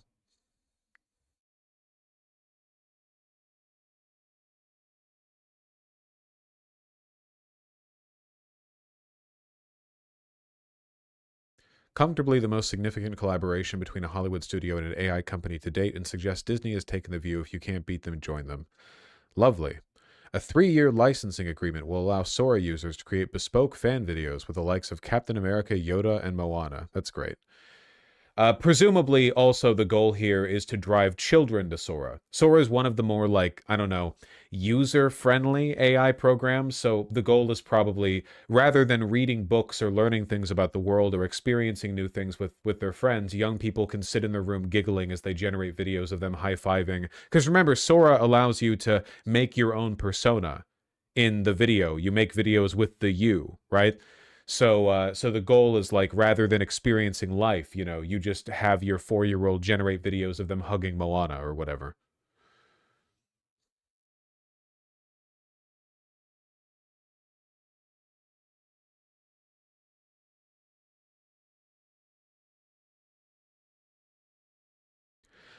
Hasn't Disney notoriously prosecuted any artists who use their characters? Yeah. Like I said, they shape copyright law. But here we are. Owl House creator told fans to pirate the show over this. Yeah. Unironically super based. Urge fans to unsubscribe from Disney Plus. Well, this is over a different thing that they did this. This isn't over the Sora acquisition, but yeah. Unsubscribe from Disney Plus. I don't care. Yeah.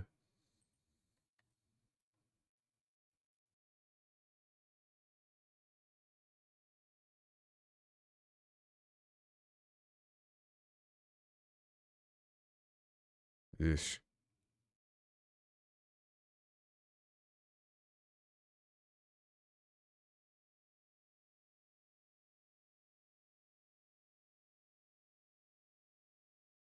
Knights of Guinevere is a pretty open jab at Disney. Yeah, I know. I picked up on the not exactly subtext. I don't know why Disney's slamming their dick in the table and chopping it off here. Because, look, guys, Disney is an evil fucking mass media corporation. They want to be in good with AI. The goal here is to turn everything into a nightmare surveillance state. That's what all of these people want. Functionally, all these companies are the same company. All of them. Netflix, Paramount, Disney, the fucking Fox, all of them have the same basic goal, which is to end democracy and rule the world as a small team of oligarchs who all live on private islands where they can survive the consequences of climate change. That's it. They all want the same thing. They're all pedophiles. They all have the same goals. There's no real difference between them, you know? You're arguing over, like, these are like it's unironically, and I apologize for the trite analysis, but it's true. It's like how you learn in 1984 that the ruling class of all the different countries in 1984 are actually pantomiming a war in order to manufacture the conditions of conflict without reasonably threatening any of the actual, nations. They just want a state of permanent war. That's the goal here. They're not really competing. They're just trying to manufacture a collective set of conditions that allow their end goals to take, to reach fruition, which in this case is AI everything. Everything is computer.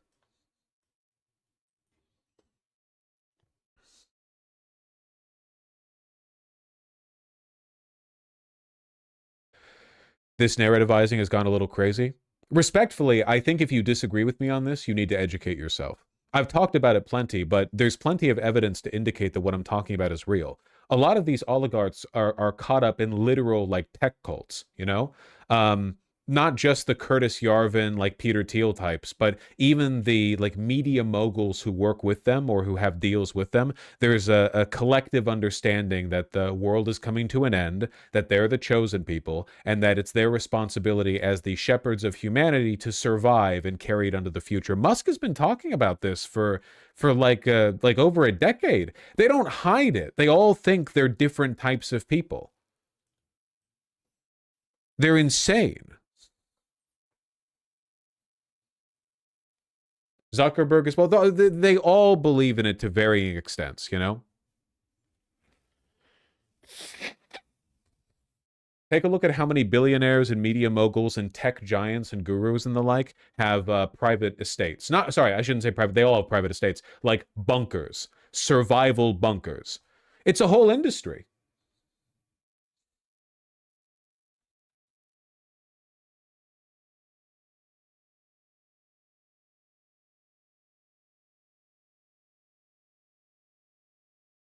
I wish I had a survival bunker. Well, don't we all?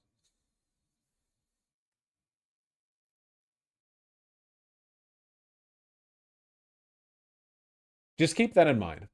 Every time you see one of these businesses do something that appears to be bad business, you know, they're doing something that's not profitable, they're pushing something that nobody wants, whatever. Why is it that every time you open any program now, there's a pop-up to let you know that there's some unusable AI tool that you could be using instead of your own brain?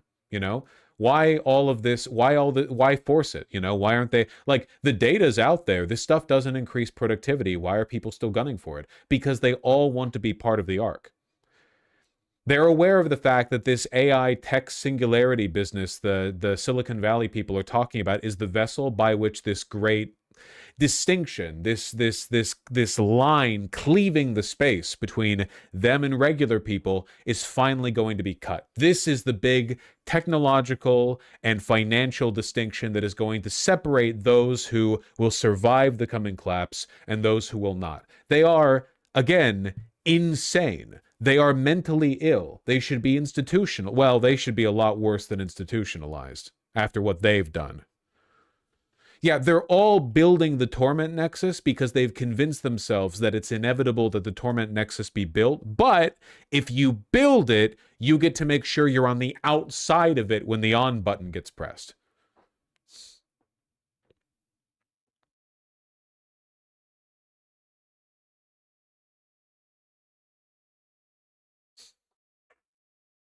You get to be the basilisk? Yeah.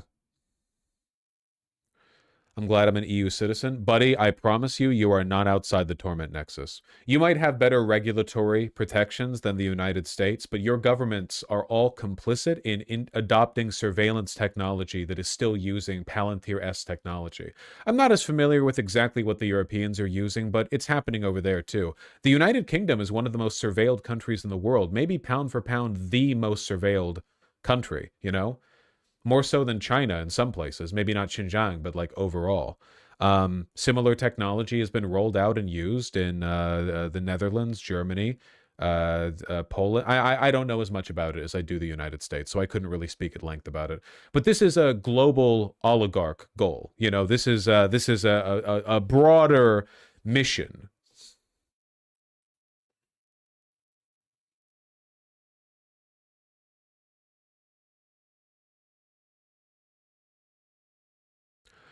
The German Secretary of State wants Palantir. The EU loosened regulations on AI.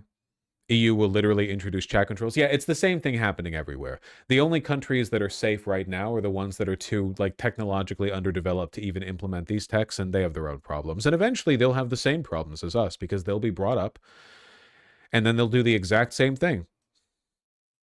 It's just, it's historical materialism, like distilled to its finest point. The material conditions are what enables the political zeitgeist.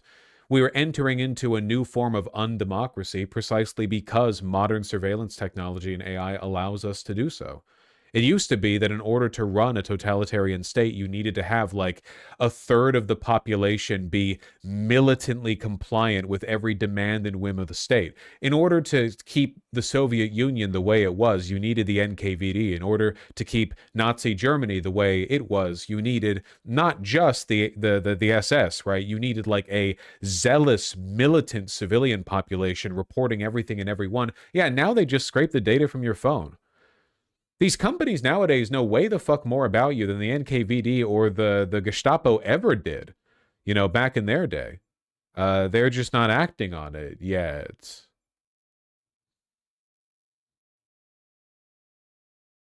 They can do it a lot cheaper now, too.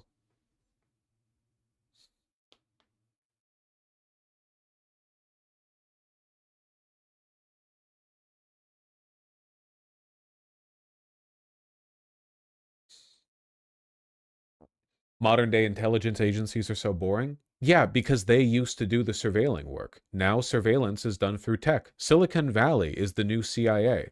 It used to be if you wanted to break up like political dissidents, you used actual spies. That's how it was in the 50s and 60s, but they're not needed anymore. Why would you do that? You can just pull info from people's phones and then like, you know, you have whatever you need on them. You can use that information however you'd like to. You don't even have to involve these federal agencies. You can just defer that information to local police or provide a tip. There's a million things you can do, you know? It's all very inhuman, all very distant.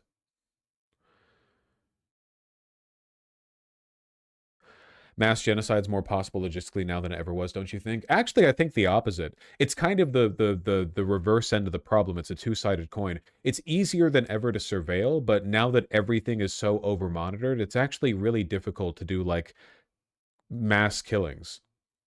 You know? Like, we get so much video footage from every single act of misbehavior from ICE, and the fact that they have transferred the surveilling apparatus from zealous citizenry over to the computers also means the citizenry isn't as zealous.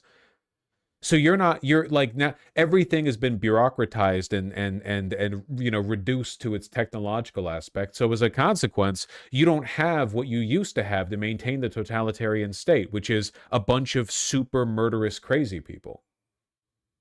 It's really, really, really difficult to kill large numbers of people when they're being hyper surveilled because now like at every level this stuff can be pulled apart. You can hide the data, but you know, people know the data should be there, right? Like you could theoretically kill 1 million, I don't know, illegal immigrants in America without any video footage of it happening, though holy shit, that would be difficult. Like you could theoretically do it, but everyone would know there should have been video footage. Everyone has an expectation of constant surveillance, which means that you have to answer questions about what happened to them. Now you have to account for the void of information, not just for the positive information. I guess what I'm saying is it's complicated and don't worry about it, you know?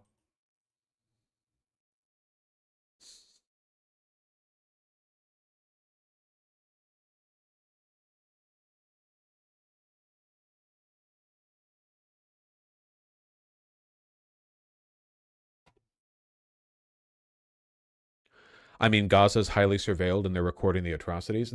Israel has done everything they can to keep foreign eyes away from Gaza, but it's also like the most publicly acknowledged and commented on genocide maybe in human history. Like this isn't working in favor of Israel. They've killed a tiny fraction of the numbers Nazi Germany racked up, and in so doing, they've earned the ire of every country on Earth. Everyone, even in America, where they spend billions of dollars trying to convince us that everything Israel's doing is justified, it's not working. So, like, that's kind of my point. 50 years ago, Israel could have done what it's doing now, and it barely would have been like a newspaper story. Learned people might have learned about it the same way that a lot of people are unaware of what's going on with Somaliland or South Sudan right now or Rwanda, you know? But now, because of surveillance, the fact that Israel's a modern country and an ally of the United States, you know, nominally, we expect the information to be there. So even in its absence, people ask questions. Now, everyone on Earth is talking about it.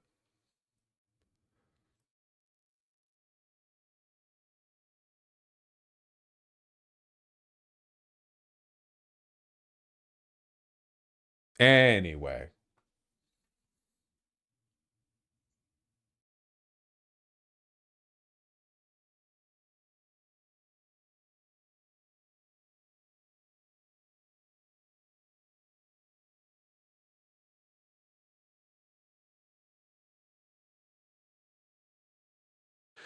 In brighter news, Bonnie Blue just endorsed Farage. I saw that. That's really funny.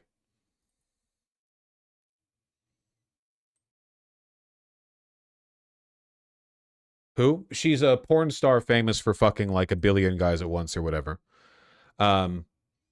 It's pretty funny. It's also expected. Celebrities tend to be dim-witted and narcissistic. They're disproportionately likely to side with stuff like this. It's why so many side with Trump, you know? It's like a narcissism magnet. They all love being the center of attention. Wasn't she just arrested in Bali? Yeah, I don't know. I don't really keep up on like the attention whore porn star news. No shame to being an attention whore or an actual whore. Both are the case with her. I'm one of those things. But you know, I can't say I care for her political opinions.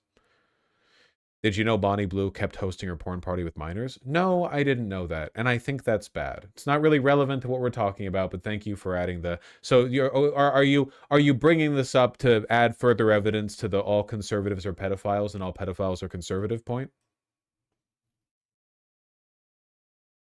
Faces 15 years in prison in Bali. Okay, gotcha.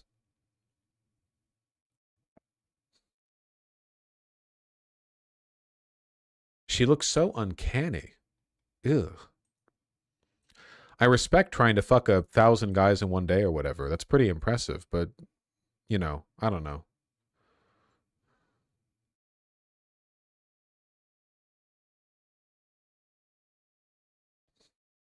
The tax system is terrible and it's smart to leave if you have money. There are too many people here. We're too accommodating and it's causing problems. Incredible. Too many people in the United Kingdom. She's only 26. I mean, look, I'm not one of those people who believes that dick is like a magical organ that can transform women and make them more haggard and used up. But once you start getting up into the thousands, there's got to be some kind of... I mean, it's just tiring. You know?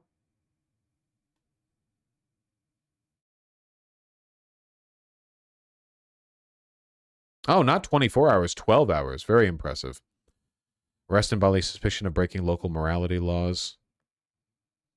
Indonesia has strict laws banning production, distribution, publication of pornographic material. Why would you do this over there?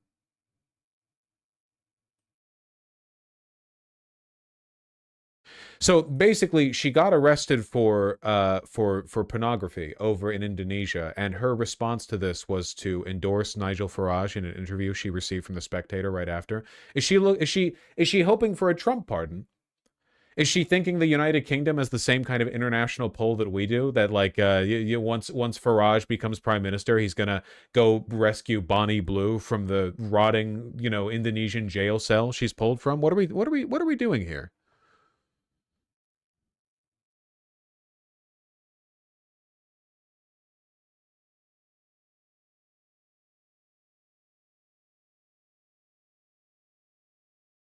God, she looks uncanny. Well.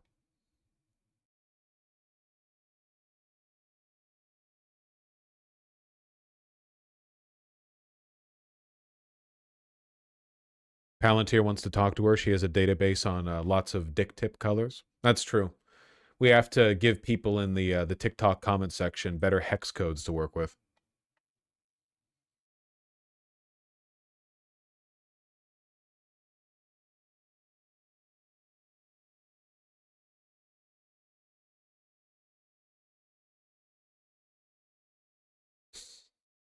All right. Okay, Kristi Noem. I saw the clip. You all saw the clip, right? We all saw the clip?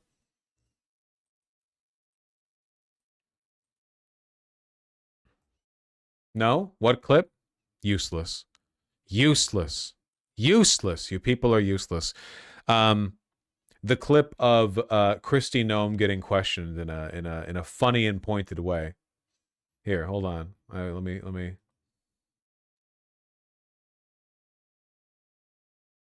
Of her immediately perjuring herself. Harry, how many United States military veterans have you deported?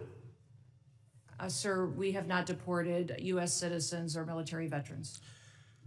I don't believe you served in the military. I haven't either, but I think you and I can agree that as Americans, We owe everything to those who have served our country in uniform, particularly those who have served in combat. Do you agree with that? I don't. Sir, I believe that people that are in this United States that are citizens have legal status here. Madam Secretary, we are joined on Zoom by a gentleman named Se-Jun Park. He is a United States Army combat veteran who was shot twice while serving our country in Panama in 1989. Like many veterans, he struggled with PTSD and substance abuse after his service. He was arrested in the 1990s for some minor drug offenses, nothing serious. He never hurt anyone. I really hope the Democratic Party gets a spine at some point in the future, because Kristi Noem perjured herself when she said, we have not deported any veterans. That was just an insane reflexive lie. Of course you have, you know? Perjury is a crime. I know it's, I know we're not living in the era where that matters, but... Besides himself, and he's been clean and sober for 14 years. He is a combat veteran, a Purple Heart recipient. He has sacrificed more for this country than most... Can't you say you didn't know? Yeah, that's what smart people do, but this is Kristi Noem. So rather than say what she should have said, which is, to the best of my knowledge, we have not deported any veterans, she just said, we have not deported any veterans. People ever have. Earlier this year, you deported him to Korea, a country he hasn't lived in since he was 7 years old. Will you join me in thanking Mr. Park for his service to our country?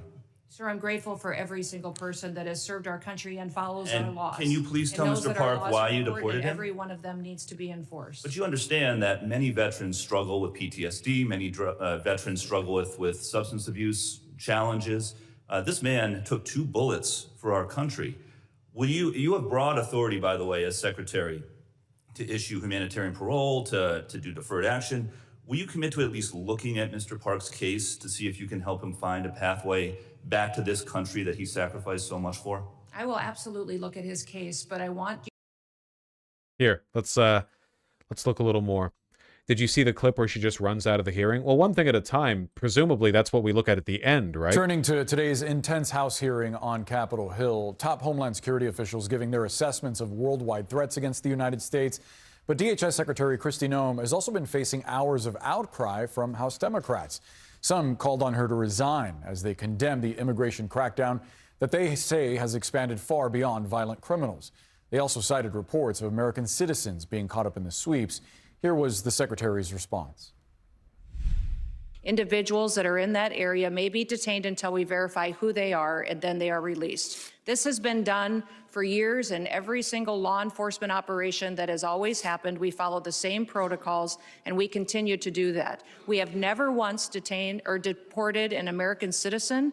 We have not held them. Also a provable lie. Again, just instant perjury like that. Like, charges should be filed immediately. It's provably...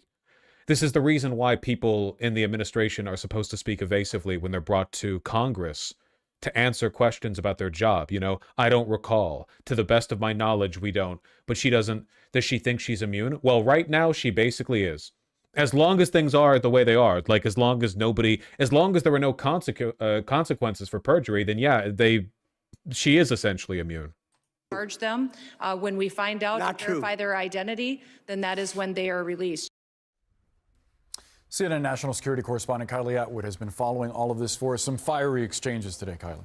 Some fiery exchanges, but really called America some this country than most people ever have. Globe. As we continue to monitor this, I want to bring in senior reporter Daniel. Fuck you.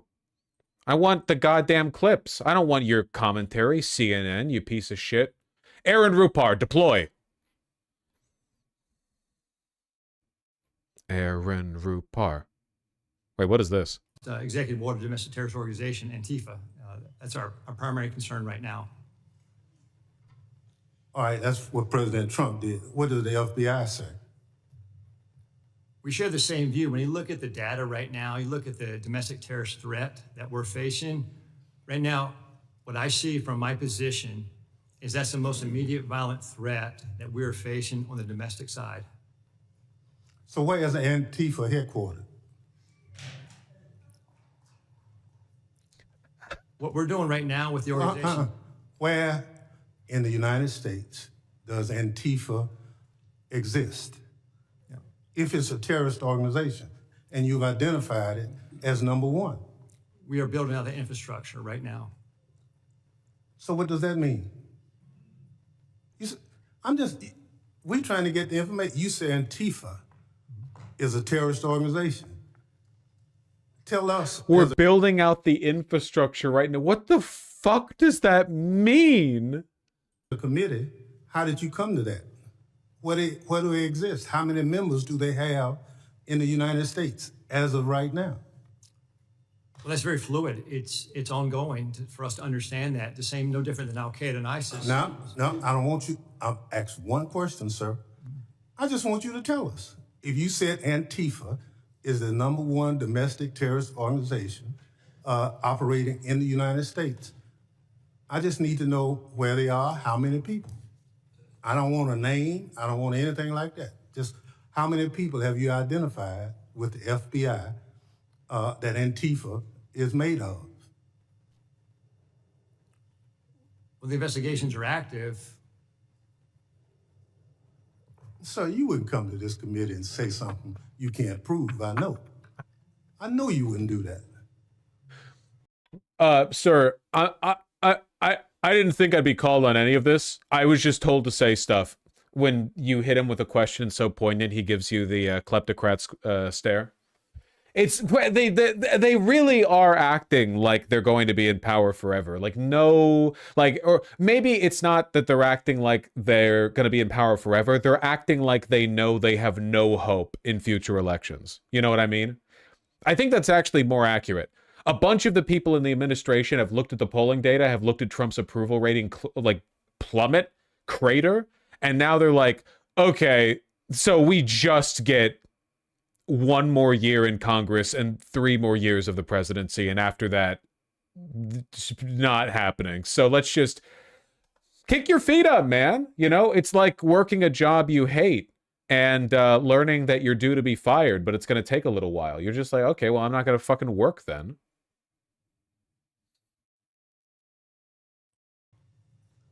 But you did. Shit's really fucking funny. Hold on, we're supposed to be looking at the Kristi Noem thing, but...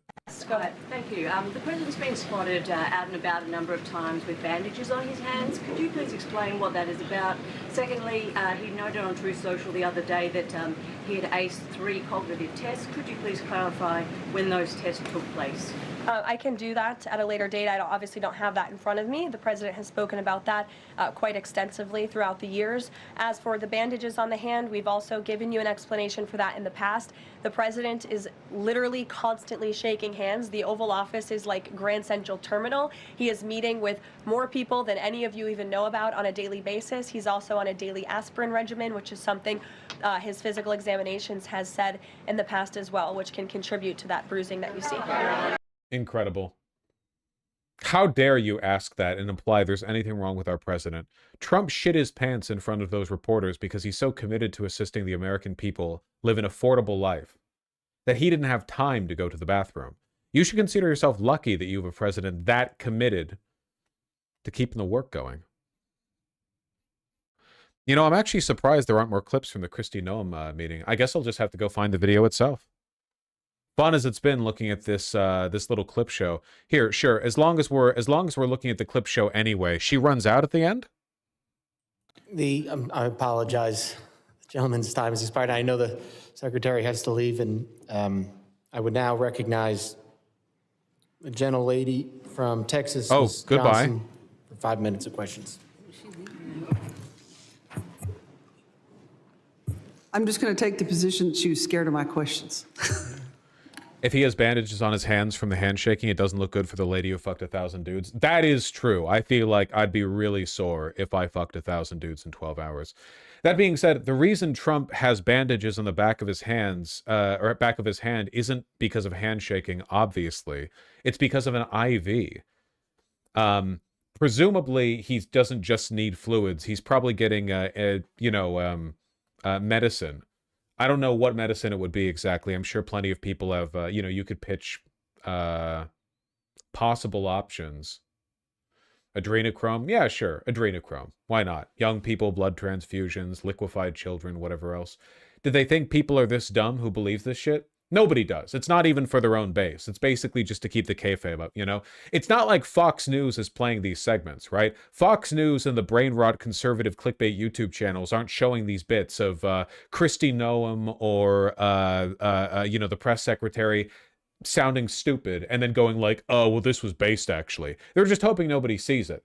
They're just keeping like the kayfabe up enough that it doesn't turn into a bigger media cycle thing. Basically, what they're trying to avoid is enough of a gaffe that it draws even more attention to them.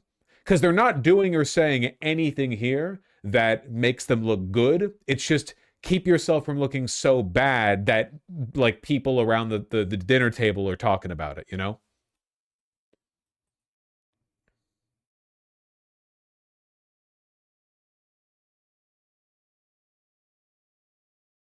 All right. Let's get that Kristi Noem video.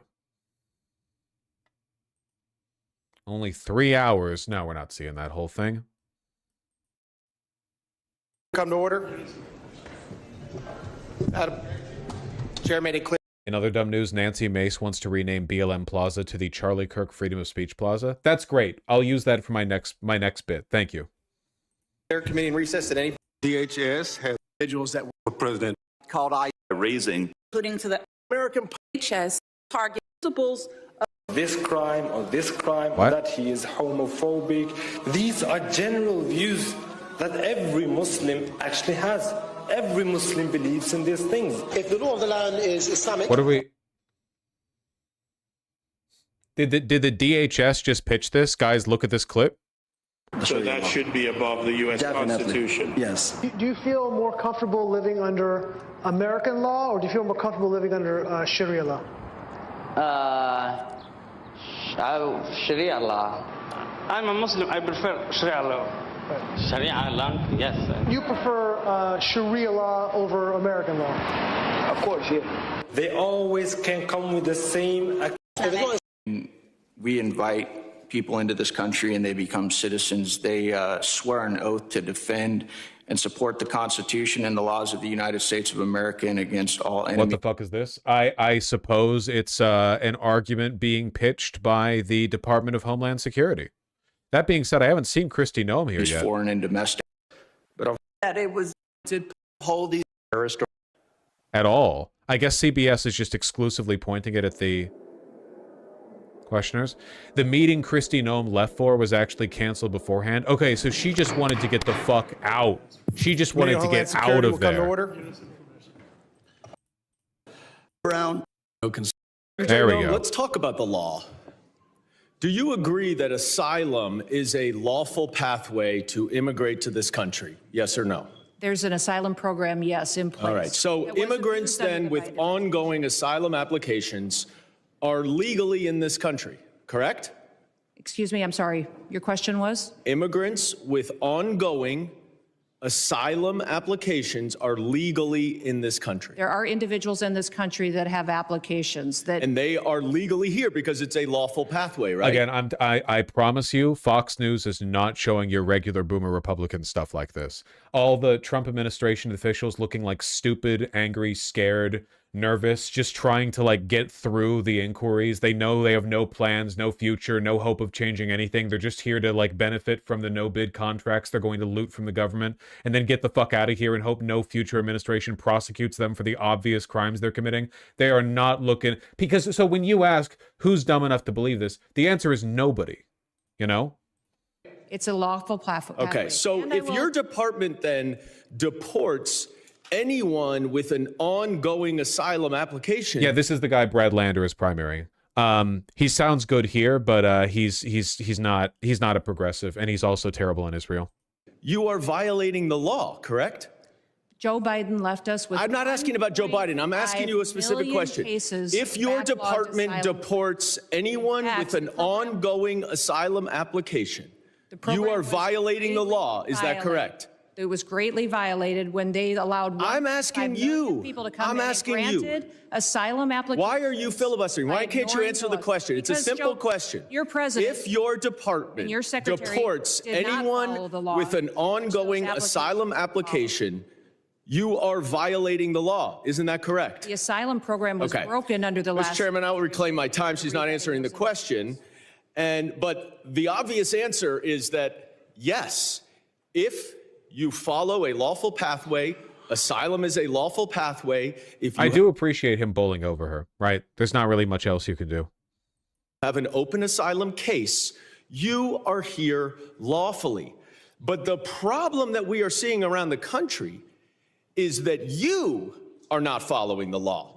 Don't tell us to change the law. If you don't like the asylum system, you change the asylum law. Bring it to us. We'll work with you. I think it needs to be changed. But you can't just decide that you're not going to follow the law, and asylum is a law, and deport people who have ongoing applications. Unfortunately, that is exactly what's happening.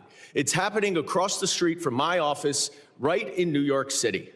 This is exactly what I mean, though, right? Like, they have not been able to make changes to the asylum process. All they've done is direct ICE officials to illegally arrest people who are applying for asylum. So there's no future here. Like, there's no system by which they meaningfully change or alter the law and the code moving forward. It's just go crazy. Go fucking crazy with it, you know? It's not sustainable. This one's actually better. Okay, last clip. Why not? Case. Now, Madam Secretary, you've already heard the story of Lance Corporal Alejandro Barranco, the United States Marine veteran who is behind you, who also has two brothers who are United States Marines. Will you thank Lance Corporal Barranco for his service? Thank you for your service. His father, Narcisco Barranco, is a landscaper in California who has lived peacefully in our country for 30 years and has no criminal record. Last spring, while he was mowing the lawn at an IHOP, ICE agents tackled him in the street and imprisoned him for weeks. A peaceful, hard-working man who raised 3 sons to be United States Marines. We need men of that character in this country. Again, as Secretary, you have broad discretion. Will you consider Lance Corporal Barranco's father for parole in place to stay in our country, owing to the fact that he has contributed to our country by raising 3 United States Marines?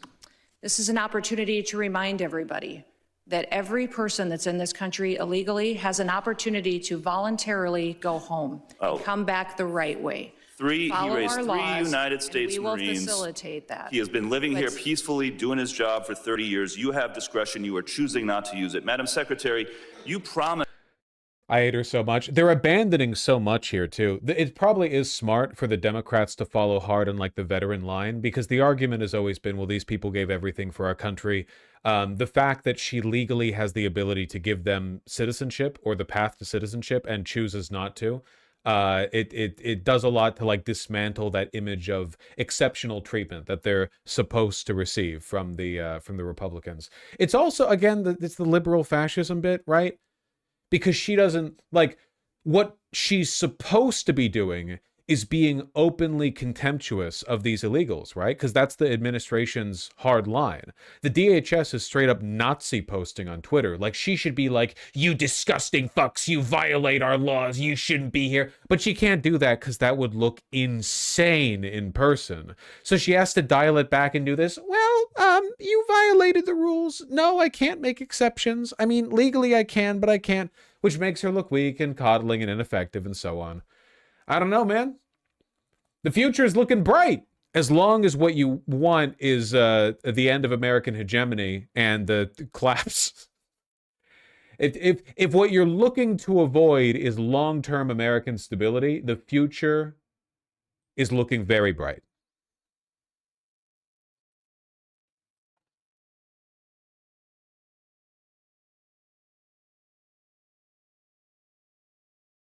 What about the rich guy arc? I don't think it's going to happen. I don't think it's going to come to fruition. You know? I know there are a lot of wealthy and powerful people who want to end democracy, lock society in place, and then weather the storm in their private bunkers. And I don't want to sound, I don't want to speak too euphemistically or, like, you know, whatever, but I don't think people would let them. I don't think that their castles are as strong as they think there are, and I don't think they're as capable of operating independently of public support as they think they are. I think that this is actually a mistake that many dictators have made. Dictators or aristocrats, authoritarians, whatever, is they get so powerful they forget that at the end of the day, everything rests on public opinion. And if you get too unpopular, somebody, even somebody close, might decide you're not worth the trouble. It doesn't even have to be an unruly mob. It could be your wife. It could be your kids. It could be the people directly around you who realize, oh, if I got rid of this guy and took over myself, I could, like, not only take over what they own, I could also, like, you know, present myself as a savior. I could be more popular and more powerful than they were. And whether they're right or wrong is irrelevant. It's really just a matter of whether they think it's true.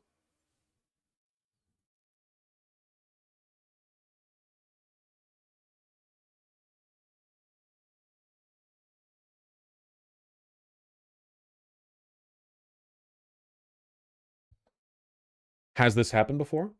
This happens literally almost every time there's a big civilizational collapse or a ruling order falls apart. You have people who get greedy and fat and they think that nothing matters because they'll always be on top. And then, you know, the streets are looking a little uncertain. And then all of a sudden, like every person they thought was a close friend stabs them in the back, you know? Happens everywhere. Happened to Germany, happened to Rome, happened probably a million times in China. It happens everywhere. The rats always end up going down with the ship, and they always end up eating each other last. I can't really think of any exceptions to it, to be honest. I mean, you get individual exceptions of people managing to escape collapse and kind of live out, like I don't know,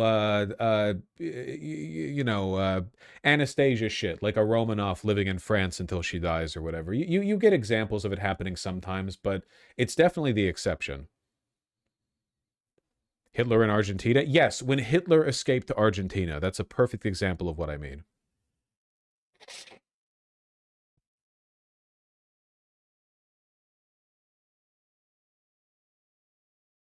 Through a Hamas tunnel. Yes, thank you. Thank you. Thank you. Thank you, thank you. It's what happened to Assad? Kind of. I would actually say that Assad's a perfect example. He personally may have lived, but he has nothing. Like, there is no revanchist movement in Syria to bring Assad back. The moment it seemed like the rebel groups were going to win, everyone close to Assad was just like, nope. The only reason he escaped is because Russia held that one city on the port. You know, like the only reason he survived is because there was a larger, more powerful foreign ally that was willing to bail him out. If it wasn't for that, they would have killed him at the airport. You know? He's got nothing now. He's not coming back. He's going to live the rest of his life in Russia, probably.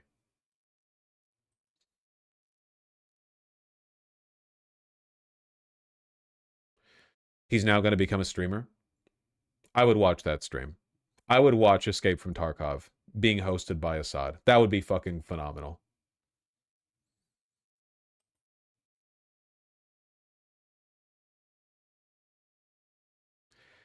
Yeah, isn't he addicted to video games now? Yeah, so are you, but you don't have, like, you know, you don't have access to the stolen Syrian gold, so who's really winning?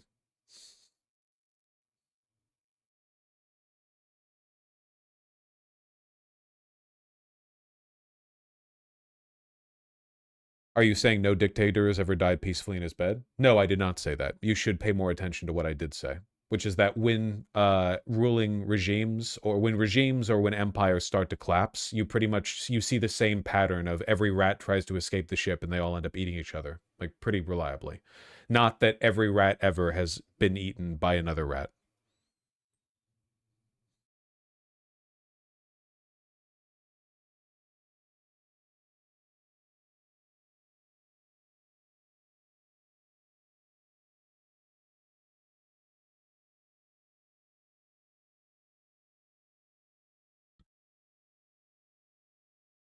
Let me see if I can find that CBS miniseries they're doing.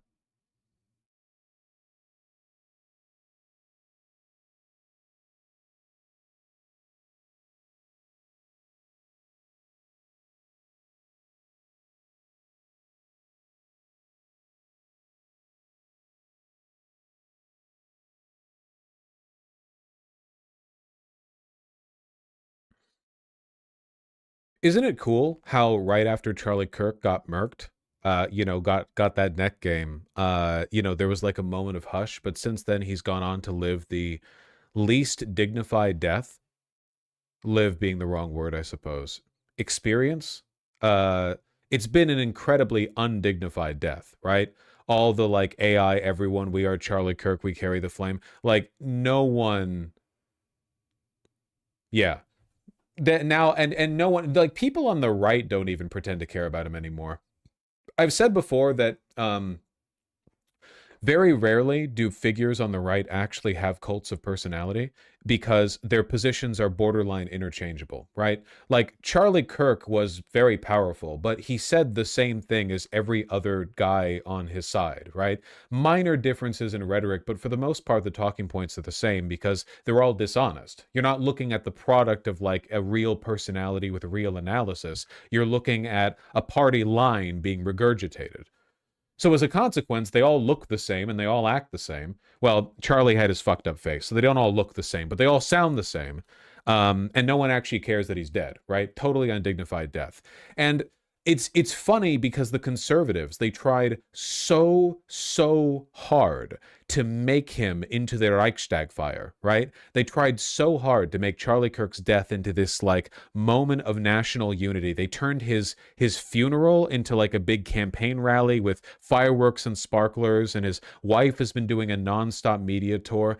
And most recently, Barry Weiss, the freak dystopian AI tech Israel bitch who has been placed in charge of CBS News, has been running this ridiculous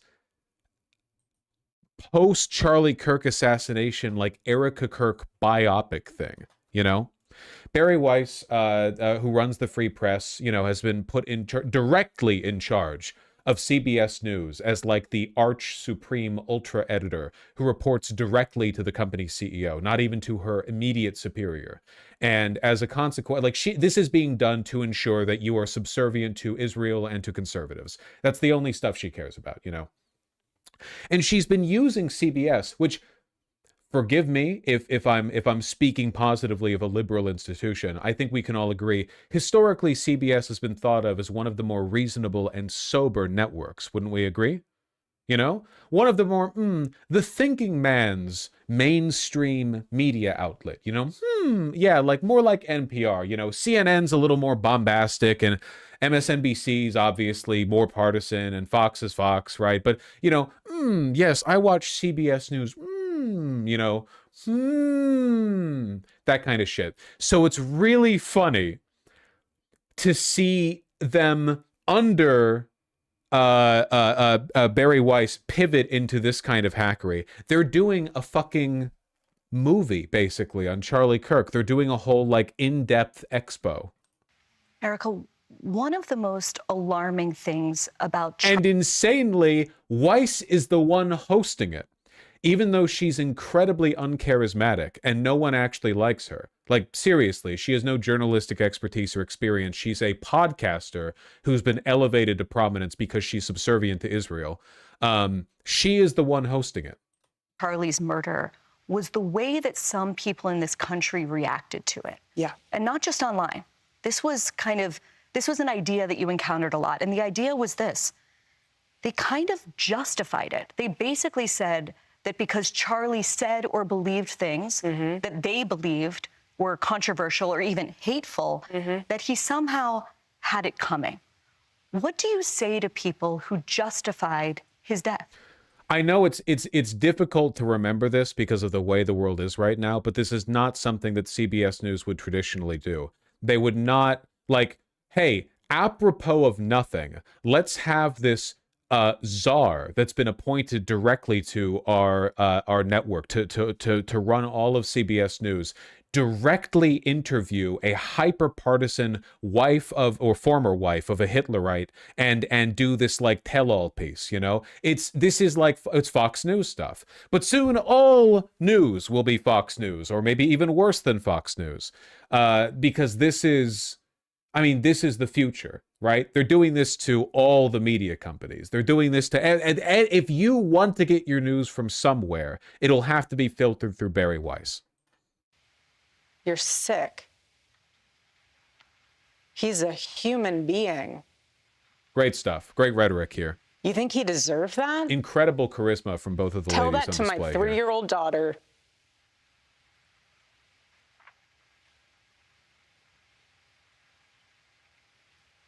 Hypers in chat if you would.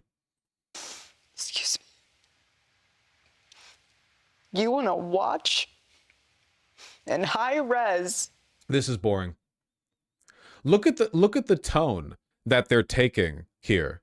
It's funny to me that Bari Weiss, I don't know if this is happening because she took too long, like maybe she planned to do this a month and a half ago, but she failed to do it like quickly enough.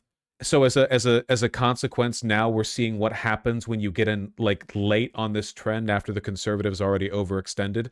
But listen, nobody cares about Charlie Kirk. The conservatives have given up on pretending. Conservatives love death and they hate sincerity. I promise you, they're not they're fair weather friends in the best of days. And obviously, Charlie Kirk was a morally indefensible person, a black hole, an evil human being. So, you know, no one with a moral compass is anything other than happy that he's gone. So to see this uncharismatic wretch like step out here and puppeteer a formerly credible news organization to try to tug at heartstrings, totally unsuccessfully, by the way. Like, this has largely been met with contempt, both inside and outside of CBS. I just sat down for an hour with Erica Kirk, and we talked about everything. We talked about what was going through her head when she stood on that stage and forgave her. This doesn't look like a clip from CBS News. This looks like a clip from the Free Press. CBS News. Why are you doing this fake, unrehearsed, like candid walk through the newsroom shot? This is just what you did at the Free Press. This isn't what CBS News does. Word is, by the way, that everybody in CBS, like the people who work for the org, hates her. Why wouldn't they? She's incredibly hateable. There are so many funny anecdotes. She's a stupid, low IQ, poor understanding of grammar. She's not good at talking. Knows nothing about journalism. Difficult to work with personally. Allegedly, she actually saved an incompetent worker from being fired because he reached out to her and said that he was being fired for his supportive position on Israel. So that's the kind of woman she is, right? It's like with Trump, you can get out of any federal criminal charge if you're like, Mr. Trump, I'm being charged for liking you too much, you know?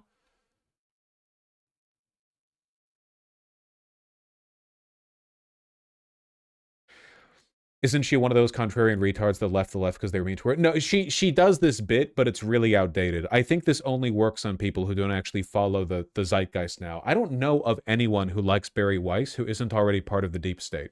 But that is her bit. She does what Dave Rubin did like 8 years ago, you know? I was a liberal, but then I was ostracized by the liberal community for questioning them. Maybe the left actually left me, you know? It's that. She's like a psyop. She is a psyop.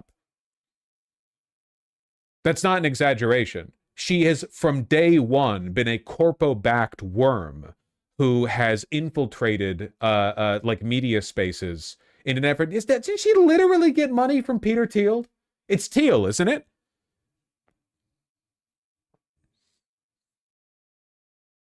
Yes? Yeah, I think it's Peter Thiel. Like, he's been a fan of her project for a while. She is literally a psyop. It's not, there's no authenticity behind this project. Who even likes her? Peter Thiel. Husband's alleged murderer. We talked about all of the conspiracies surrounding his assassination. And of course, we talked about grief, political violence, and so much more. Watch this Saturday night on CBS at 8 p.m. It's not the Free Press, lady. The Lord. Is there a difference, Erica, between forgiving someone in a religious and spiritual sense, but also wanting justice for them here on earth? No. Thank you for the question, CBS News host. That's a very interesting CBS News host questions to ask CBSingly at a person who's here at the CBS News station. Very good. Of course, but we serve a just God, and I rest easy in knowing that. He's sovereign, but he's just. Thank you. That's great. Erica looks like a ghoul. They both look like ghouls. Well, I think that Bari Weiss has not done the Mar-a-Lago facification quite as much, but, you know, mean-spirited attacks towards Erica Kirk's demeanor and appearance are, you know, easy to find online. They're common, you know, a dime a dozen. So I'm not going to add to them here, but she does look busted. You know, she does look like scraped up gum on the underside of a shoe. But we all knew this, right? It's not good. Evil makes you ugly. Many such cases. The podcaster Candace Owens, okay?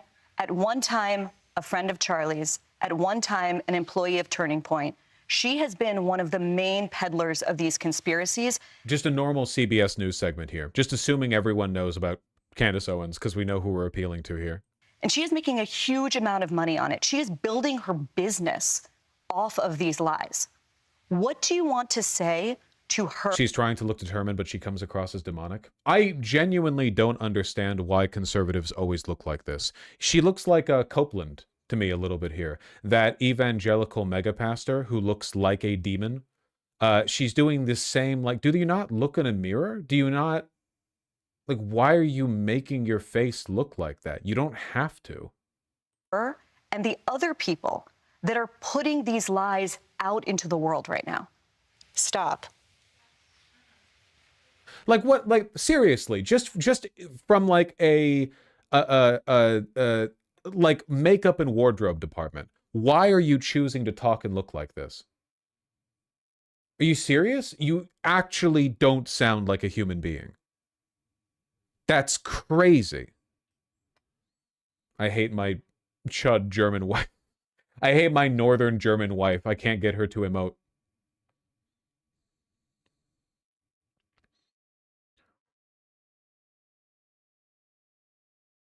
It's a product of low self-awareness and inability to do introspection. I really do think so. She looks so much like J.D. Vance. She kind of does. I mean, a lot of it's the eyeliner. Do you think he piped her so hard that he actually sort of, like, it's not just the kid inside of her that's J.D. It's like he fucked up her DNA too?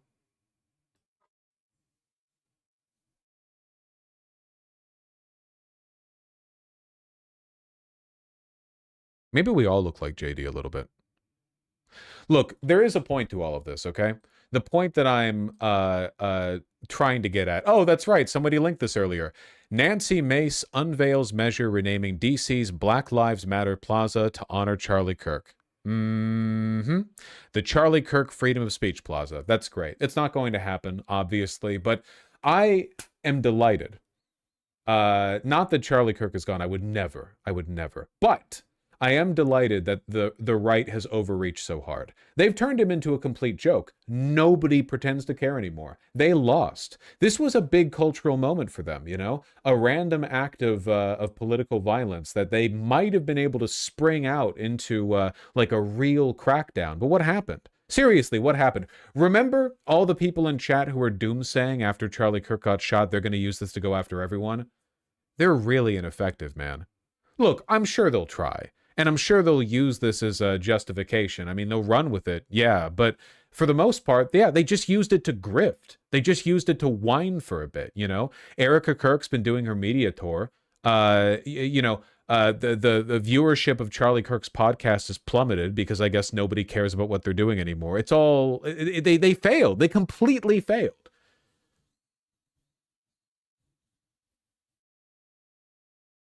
They immediately overreached. I guess this is what happens when your whole, like, modus operandi is the death of sincerity. You know, like, you just don't believe in it, I guess. It's basically impossible to maintain the pretense. Like, they give a shit. They don't care either. Come on. The whole reason the We Are Charlie Kirk song is so fucking funny is because I'm pretty sure that song was made in sincerity. It's just so funny that it, you know, people ramped off with it, right? It's a reflection of the incredible, like, insincere gravitas that the right throws into it. It's also AI. Yeah, but that's not, like, why it's funny, right? If it was actually live performed, it would still be funny. The thing that makes it funny is, like, oh my God, they are like this. And it's so fake. Don't you think this has partly to do with our shrinking attention spans? No. Because if somebody like Bernie Sanders got assassinated, some like well-respected figure on the left, people would be like genuinely fucked up over it for years to come. They're just not like us. By they, I mean conservatives. They're not people the same way that we're people, or at least they don't experience emotions the same way they do. It's not innate! It's not innate. They could learn otherwise. They're training themselves to be like this. If Bernie Sanders died, people would be sincerely upset. When Charlie Kirk died, all of them, they just got fucking $signs for pupils. They were just like, oh shit, we can work with this. And then they all immediately overshot it. And then no one cared anymore. And now no one talks, no one cares, nobody believes. This is what happens when everything in your movement is performative. You don't believe in anything. You don't want any actual changes or policies. You're not even committed to the racism. You're not committed to anything that you pretend to be about. So obviously, something that should otherwise be sincere, mourning, you know, you don't feel that either. You don't feel anything. You're just fucking bored.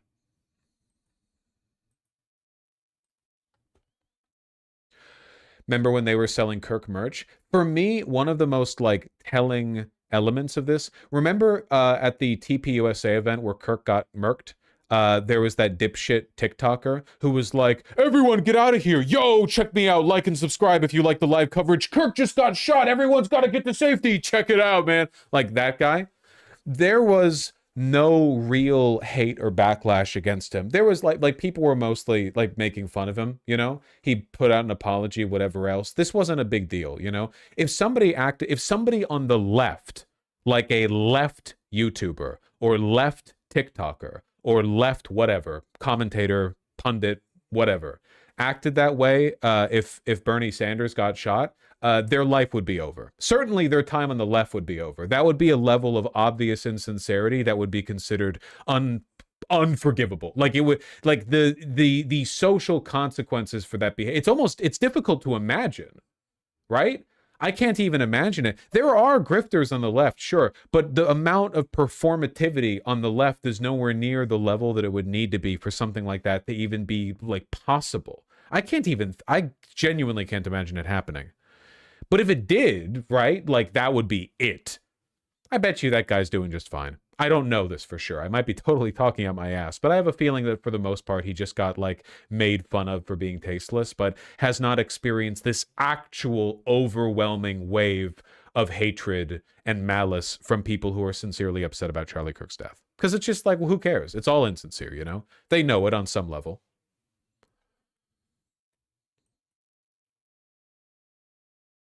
Didn't some people steal MAGA hats from the table where it happened?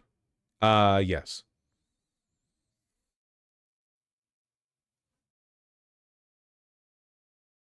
Which is also pretty funny. Man, we're literally, I don't know what to tell you guys. We're literally trying to save these people from the death of the soul, okay? The conservatives, their entire political project is committed to you know, dissoulment. They're reducing the amount of humanity in their lives and in the lives of others. They're not just making things worse for themselves and for other people. They're reducing their ability to actually engage with reality. It's insane. Absolutely insane.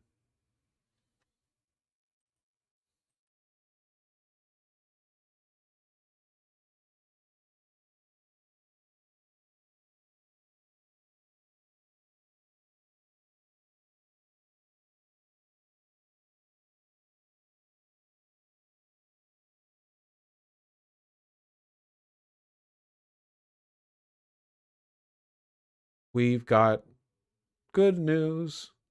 Yay, yay, yay, yay, yeah. We're doing good. By the way, doesn't it feel like I haven't even been sick for 2 weeks? You know? We're not coughing and hacking and so on and so on. It's pretty good. I'm feeling pretty put together right now.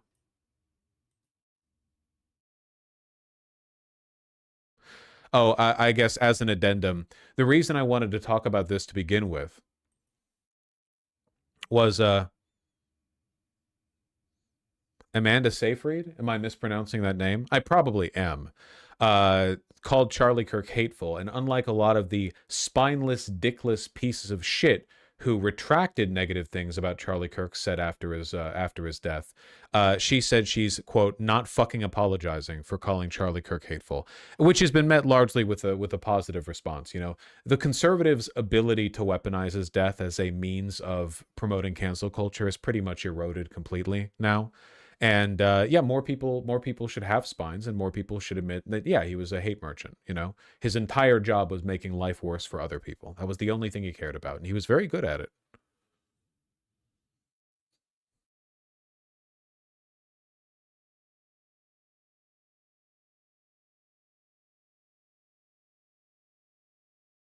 He did die doing it. Died as he lived. All right.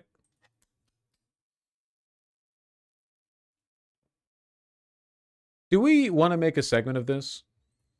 We had another one of those classic stories where a white woman, a low-class, low-IQ white woman, was filmed saying the N-word at a black person, and they made a GoFundMe. Well, not a GoFundMe, but like a you know, fundraiser, and she made a bunch of money.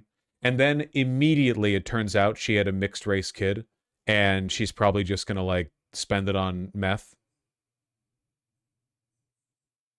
Same thing. It's the same thing that happened every other time. How many times do we have to do this cycle, man? At this point, if you are white and you have a black friend, you are basically leaving money on the table by not getting them to record you calling them the N-word and then pretending to be a conservative, setting up a you know, a fundraiser, getting the money, splitting it both ways, right?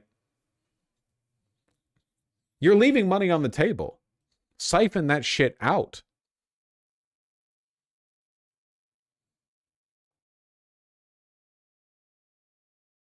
It's the only way to make money now. Yeah, seriously. It's that, Polymarket, you know, DraftKings, Twitch. I'm surprised the host platform would allow this. Give, Send, Go, I'm pretty sure, is like a conservative religious version of Kickstarter that doesn't have the TOS limitations that go for. Like, it's for these people.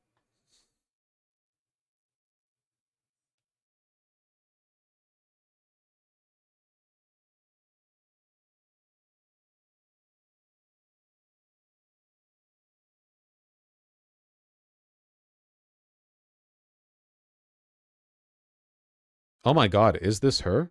She has a criminal record too? Oh my fucking god, I didn't even know. Her name's Crystal. That's so funny. Nominative determinism. Only the best of the white race, you know? Make it the Hyperborea.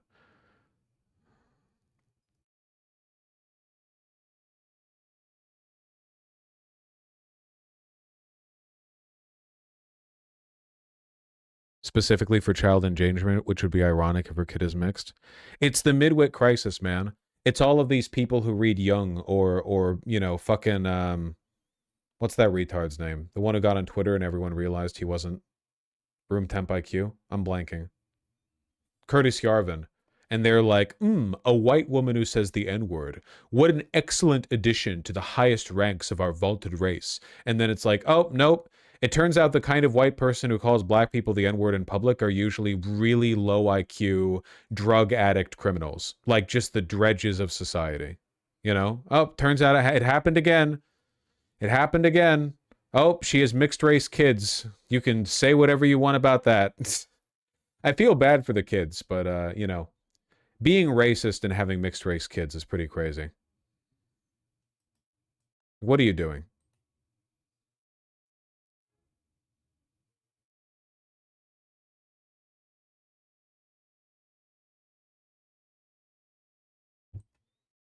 And incredibly common. Yeah. Andrew Jackson adopted a Native American child. Yeah, so he could say it. I bet there were some nasty, like, anti-white and anti-Native American slurs going in both directions back then that we just don't know about today, because they're not really, like, relevant to our day-to-day lives. Breaking, we're fucked. Never, don't give me links where you're narrativized. Just tell me what the link is. Like, why would I look at your link if you're trying to clickbait me into it? You know what I mean? I'm running a show here.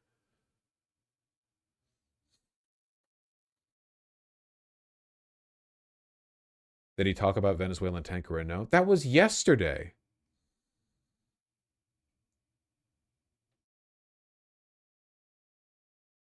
Marx was never more right than when he condemned the lumpen proletariat for being criminal backwater losers who go against their own interests. This is it's people say it's, Ruroid business or whatever, but honestly, like this is the fucking red pill that more lefties need to take, which is that your allies are educated middle class people, It's like a horseshoe, right? The more you trend towards wealth or towards poverty and therefore lower education, the more you're going to run into people with backwards ideas. We stand at the apex, okay? It's called wealth centrism. Your mic sounds really quiet. I disagree. I think the problem is with you, and you're projecting onto me. And I think that's very rude of you.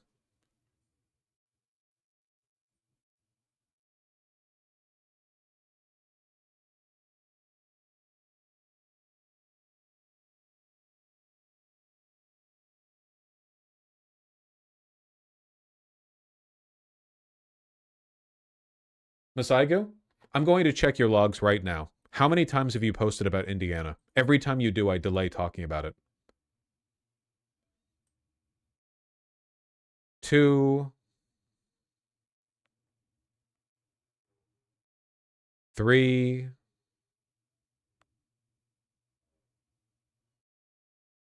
Fuck, not as many as I thought. Okay, fine.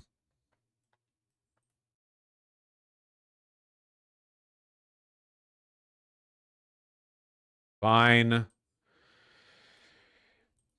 The redistricting push in Indiana failed overwhelmingly.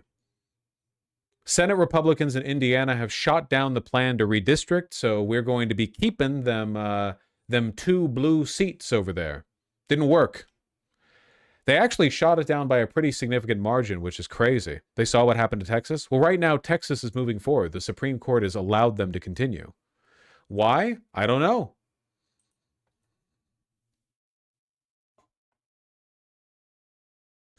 Maybe to avoid a dummy mander? Maybe. We knew there were Republicans reluctant to redrawing these congressional maps mid-decade. But did anyone really expect a vote total like this, or a resounding rejection against it failed. President Trump? 31-19. They did not. Certainly the White House and the president's allies did not. Even Indiana Republicans are somewhat surprised by the margin. But again, 21 Republicans voting with Democrats to reject this push by the White House. This, without question, as we near the end of the year here, is the biggest rebuke that President Trump has taken, politically speaking, in Ruby Red, Indiana. Of course, he's still popular there. MAGA's dead, man. MAGA's fucking dead. Seriously, Trump's been pushing very aggressively for this. So is J.D. Vance. They're aware of the fact that they're going to get slaughtered in the upcoming midterms, so they want every seat they can get. And, yeah, no.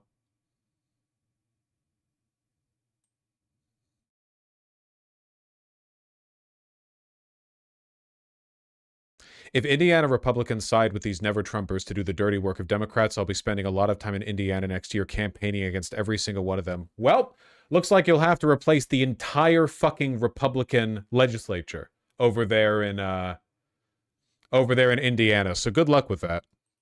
From J.D. Vance, Rod Bray, Senate leader in Indiana, has consistently told us he would not fight redistricting while simultaneously whipping his members against it. That level of dishonesty cannot be rewarded, and the Indiana GOP needs to choose a side. Or in other words, the administration is committed enough to the Indiana redistricting project that they're just threatening to primary anyone who stands in their way. And then most of them stood in their way.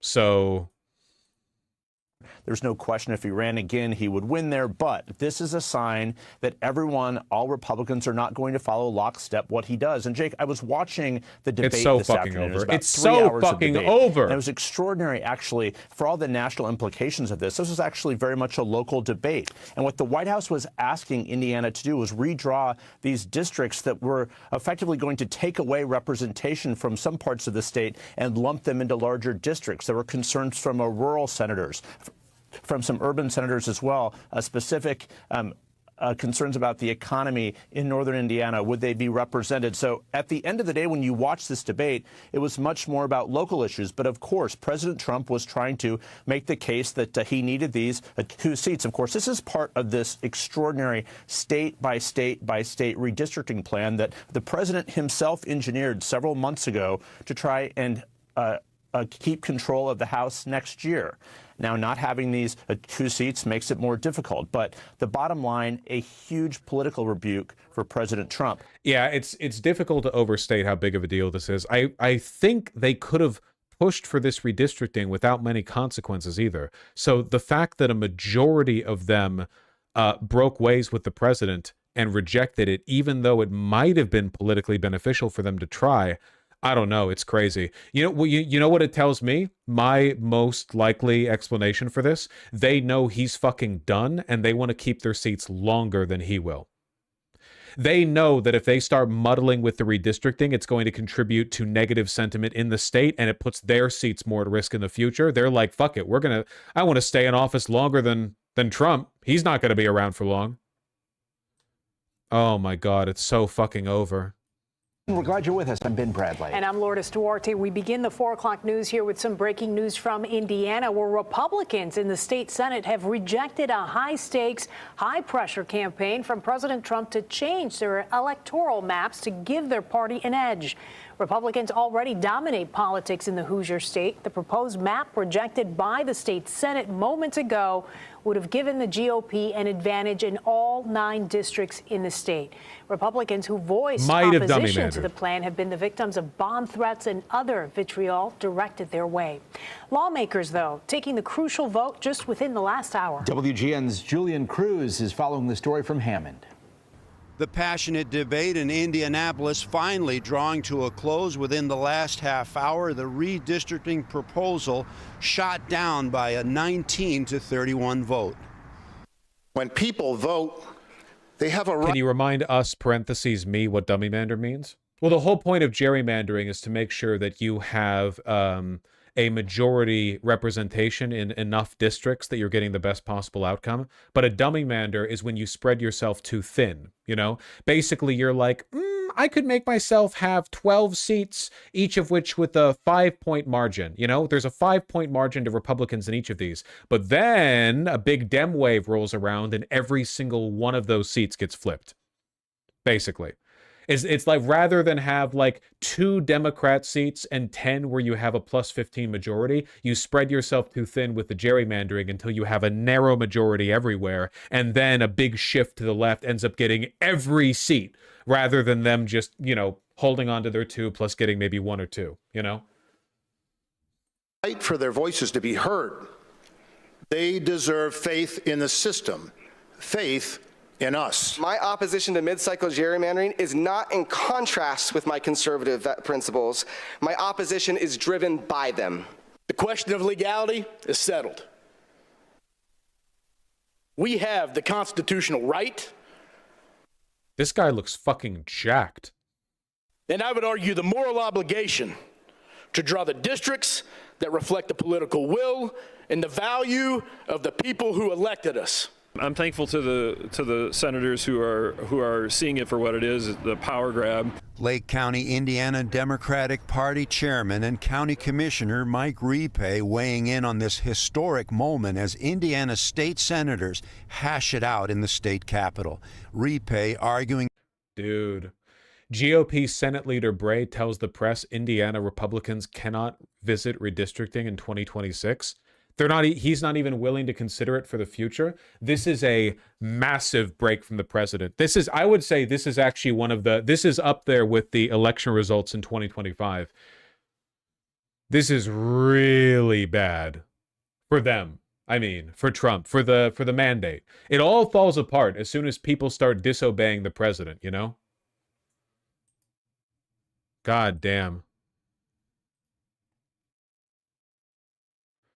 This is the first one that feels like a real shot across the bow. Yeah, it's the first time, at least to my memory, apart from Senate Majority Leader Thune refusing to get rid of the filibuster, that I can remember of Republicans just unambiguously breaking with the president and doing something that makes him mad.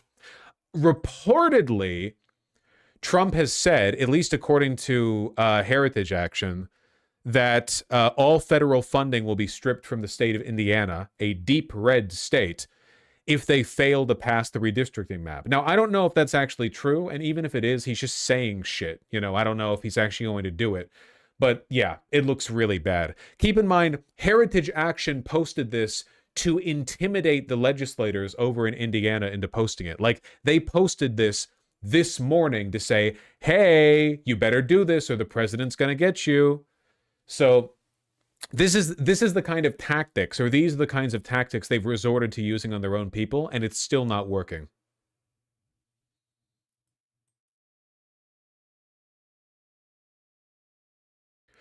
Why are they breaking away, though? Wouldn't gerrymandering benefit them? It would. I think the reason they're breaking is because they don't want to build up to a bunch of negative sentiment against them when the MAGA coalition collapses. I think that a lot of these Indiana state legislators are aware of the fact that the Trump administration is faltering massively and they're not going to be around for long, and they don't want to, you know, they don't want to hitch a ride to a sinking ship.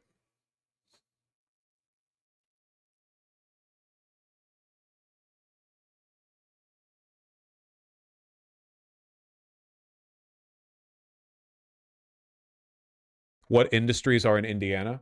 Pointed hood construction. Oh, they make crosses. Meth. NASCAR. Yeah, there's NASCAR. Incest porn production studios. For that extra authentic edge. Me on Pornhub when the title says they're real mom and son. Me when I see that this was shot in Indiana. Oh! Sorry, that's not...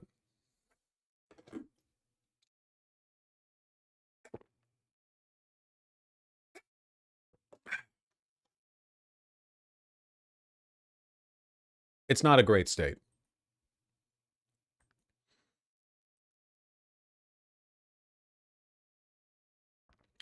The worst taco I ever had was at a 5K run in Indiana. Well, there you go. That's anecdote straight from chat. Are there any people in chat who are from Indiana? Any Indianers? Me? I mean, if enough people watching, somebody's going to be. Been to Indiana, it sucks. I'm sure there's some beautiful stuff in Indiana. Including right now, at least for a moment, the moral centers of these Republican legislators, you know? I'm not saying they're not going to hell. I'm just saying their hearts, when weighed against a feather, will weigh a little less heavily now, you know?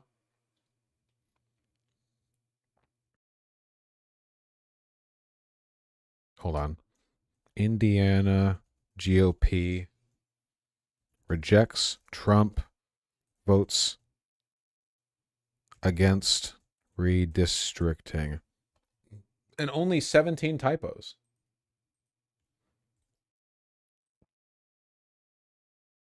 I'm feeling pretty good right now, guys. I'm feeling pretty great. I understand that, you know, that's not necessarily noteworthy. You know what I'm looking forward to after stream? I'm looking forward to stretching. I touched my toes this morning. Look, I know that's not impressive, but I've really been neglecting my you know, my stretches for a long time, and until I gave it a little bit of work, I was like a foot. I was like a foot from touching my toesies, you know? Any interest in the Game Awards tonight? Not really, no.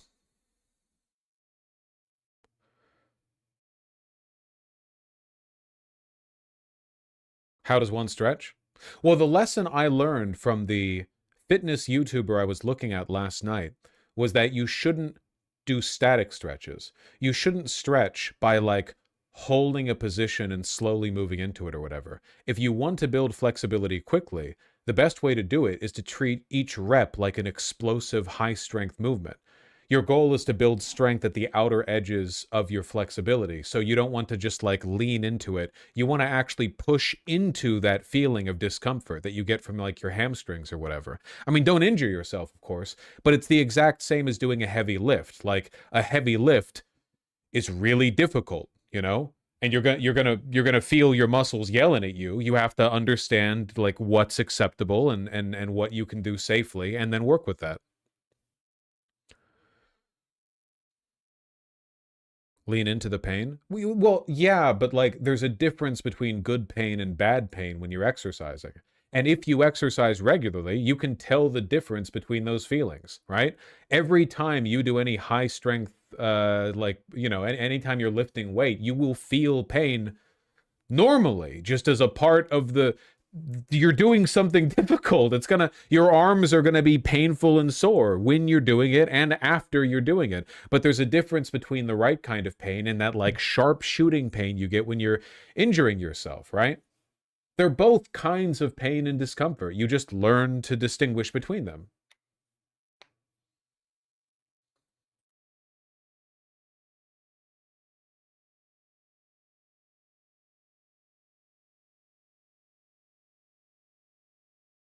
Is this the guy you were watching? I showed the guy that I was watching earlier on stream. How do you even get? No, it's not the Stay Flexy guy. No.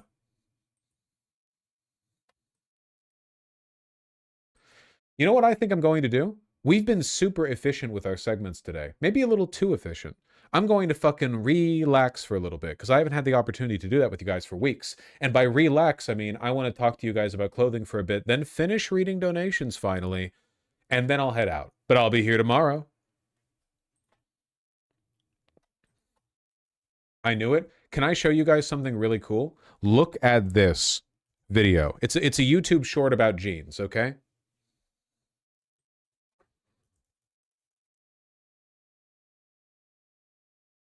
Too much content? No, I know. It's tough.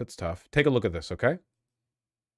I just bought a pair of jeans that are at least 80 years old. So let's talk about them. This is a pair of Montgomery Ward 101 selvage denim dating back to the 1940s. Montgomery Ward is a significant brand and department store in history as they were the first ever to establish a mail order business with a 163 item single page catalog. Now regarding the process of dating these, there are a few small details that can help us out, and we're going to use those famous Montgomery Ward catalogs to do so. First, if we look at this scan from a 1941-42 fall winter catalog, we can see that the 101 jeans still have a buckle back, unlike the ones that I have. In 1937, most denim brands removed suspender buttons from their jeans, and in 1943, almost everyone was removing the buckle back in favor of belt loops. Now jumping to this other Montgomery Ward catalog from the 1950s. Look at this.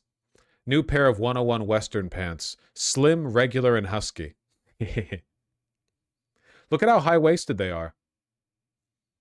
We can see here that the 101 jeans have a zipper fly, unlike mine which still have the traditional button fly. 1947 was the first time that Levi's used a zipper fly in their women's jeans. I don't get why are jeans worse now? Because they're just made way cheaper, basically. They used to be made on looms that were slower, but a lot more care was put into the fabric and construction. More effort was put into the creating. This was back when everyone had like 3 pairs of pants, maybe. And then later in the 1950s, it was widespread across all denim. Therefore, that puts these jeans somewhere in the mid to late 1940s. Now, let's put them on. And these things just fit like a dream. I've really wanted a pair of denim from this era for a while. Obviously, older denim is harder to find. So a 1940s heavily distressed and repaired pair of jeans that also fit me this great, I couldn't pass them up. And obviously, there are a lot of repairs all over this thing, but I actually think that my favorite is this one that's going down the side. But anyway, I grabbed these from American Reboot, vintage seller in Long Beach, California. Super cool. Where do you get quality cargo pants? From military surplus stores. He looks great in them. I agree. You know, he actually made his own pair of jeans with Left Field USA. Okay, a lot of people have been asking, so here is an 11-month fade update on the signature selvage denim that I made with Left Field. All right, so initially I did 3 months straight of wearing these every single day. Since then, I've probably worn them about 4 times a week. They've gone through 4 total washes, and I've had the pocket bag on the right side already repaired because I ripped right through it. So without further ado, yep, I think they're coming in pretty nicely. My absolute favorite part about these is, of course, the whisk ring on the top block. This is always my favorite fade on jeans, and as somebody who likes vintage fades a little bit more than super high contrasty ones. With me washing these the amount that I have, the fact that I still have gotten such high contrast fades at the top, I'm pretty stoked on. Absolutely love the gradient of the thigh down to the shin. And if you were wondering, the back is coming in very nicely as well. The buckle back fade is great. The pocket fades are very vivid. This one again. He washes every 4 wears? No, he's washed these 4 times in 11 months. And it's pretty fun because I have an ostrich wallet, so you can see kind of the spots from the wallet on there. And one thing I think people don't point out a lot when they're showing off the... Gross. Hey, quick question. How often do you guys wash your wallet? You know, the thing that your hand touches? Yeah, that's what I thought. We often wash our clothes much more than we need to. You know, if they have a stain, go for it. Denim's super durable, though. So, you know, it's really just a matter of, do they smell bad? And you can wear a pair of jeans for a month every day and them not smell bad. Hand grease isn't like ass. Okay, I'm not trying to shame you. My butt doesn't emanate poop unless I'm sitting on the toilet. Like, and this is actually like this is a Vosh guarantee right here, okay? Day to day, while I'm out doing errands or whatever, my hands are so much more dirty than my butt is. Because my butt is washed, and then underwear, which is washed constantly, and then pants. My hands are touching stuff. You know? So, like, I guess if you shit yourself constantly, please do wash your pants more often. Fades is the gradient between the front and the back. I think that this is such a cool angle. The patina on the patch is also coming in so great. Also, one of the coolest things I think about these is because they're persimmon dyed, you almost get like reverse fades on the inside where the indigo is actually coming through. Okay, now for comparison's sake, I'm gonna put up some side-by-sides. And when you see them like this, it's really a stark difference. Come on, it's pretty cool, right? Like you wear them in, you get to wear like one pair of jeans for 10 years. They develop all this character and color and so on. I think it's really cool. He's a big fan of like authentic, historically distressed outfits. And I don't really want to wear those myself necessarily, but I do think as an accent piece, they can look pretty great. I'm going to try to make an outfit today with my most thrashed and distressed vintage clothing items. The goal is to both look like an old quilt and also... Oh, great, it's a Vosh fashion segment. Let me tune out for an hour and come back. Can I be real with you? Why are you being, like, mean? Why be mean? Yeah, I read chat, like, so you come in and you're like, oh, he's having fun talking about something he cares about? That's fucking lame. Goodbye. Like, what's the point? I don't understand. It's not even, like, funny. If it was a joke or you were saying it in a funny way, that's one thing. But right now, I mean, what I'm learning from your message is that your fit be shit. I'm trying to help you, brother. I've gotten emails from people being like, thanks for helping me learn more about clothing. I got more confident. Now I've got a fat ass bitch under my arm. And I'm like, yeah, that's what happens when you dress up good. You know? What you're doing is you're being performatively disinterested, which I don't respect. You know? Fashion, I'm above superficial things like that. I'm only into important, meaningful things like Hearts of Iron 4 Wikipedia skims. Or Hearts of Iron 5 now, I suppose. I'm going to leave, but first I have to let everyone know that I'm not into this. I don't respect it. Cool. First, of course, we have to start with my 1940s Montgomery Ward 101 selvage denim. And you might be looking at this and say, that's not thrashed enough. Oh, is it EU 5? Didn't Hearts of Iron 5 come out? Or is it just EU 5? Or am I thinking Victoria 3? I don't know. I can't keep them all straight. Well, how about now? Okay, for boots, I don't really have any that are destroyed, but these rough out leather roper boots from Tecovas, they're pretty worn in. This was the original color, and then all of this is actually indigo. Why do you engage with those chats? I think it's funny too. I mean, I'm not like actually upset, but I do think there is a lesson to be learned, I suppose, from performative disinterestedness. You know what I mean? I think that a lot of people performatively disengage from stuff that involves like relating to aesthetics or fashion because they think it's feminine. They think it's like they think it's superficial, trite, feminine, kind of like you know, it's like a lower thought, shallow, essentially, right? So I think that's, you know, I think there are problems with that way of thinking. So I try to challenge that a little bit. I'm just drawing attention to it. ago that has rubbed off of my other pairs of selvage denim and it's just stained the boots. So I feel like they fit in nicely. We're doing this concho belt from Double RL. We've got a thermal from Buck Mason that's all ripped on the bottom. And for my main shirt, I'm gonna go with this Wrangler Blue Bell Western button down. The repairs and distressing on this thing are truly beautiful. And I especially love the moments where they just used a completely different pattern altogether. Awesome fraying, elbow just fully replaced. I'm gonna leave this mostly unbuttoned except for the bottom. Now for my outer layer. My issue with it is that it's just really boring.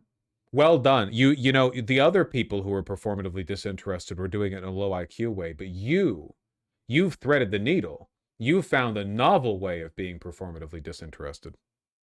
I'm gonna go with this 1950s OG 107 13 star jacket. This thing has plenty of rips along the way. Woo! The whole front has random patches down it. Some of the 13 star buttons have just been swapped out for a regular metal button. All right, and then for hats, I'm gonna give you two options. The first is my 1950s Stetson, which has clearly seen better days. I'm not a Stetson, I also have this Montauk Charters hat, which has also been pretty beat up. Okay, and here is the final fit. Of course, with two different hats, two different styles. And ultimately, I feel like we achieved the goal that we set out to make. I really like how the colors interact with each other. And not only does this outfit look cool, but the history and the stories that all of these items carry alone. Little too crusty for me. Oh, for sure. He's definitely like wear maxing here.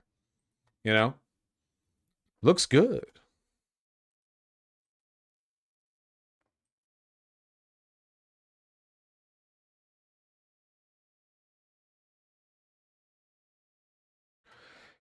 Would it be possible to make a vintage level quality clothing with sewing, or is modern fabric also too poor nowadays? Most modern fabric is too low quality, but you can get higher quality fabric. And there are fabrics made out there that are high enough quality that you could replicate or even surpass most traditional construction methods. Yeah, for sure. A lot of the stuff that you could do to improve in the clothing isn't even fabric, right? It's also stitching and patterning. You know?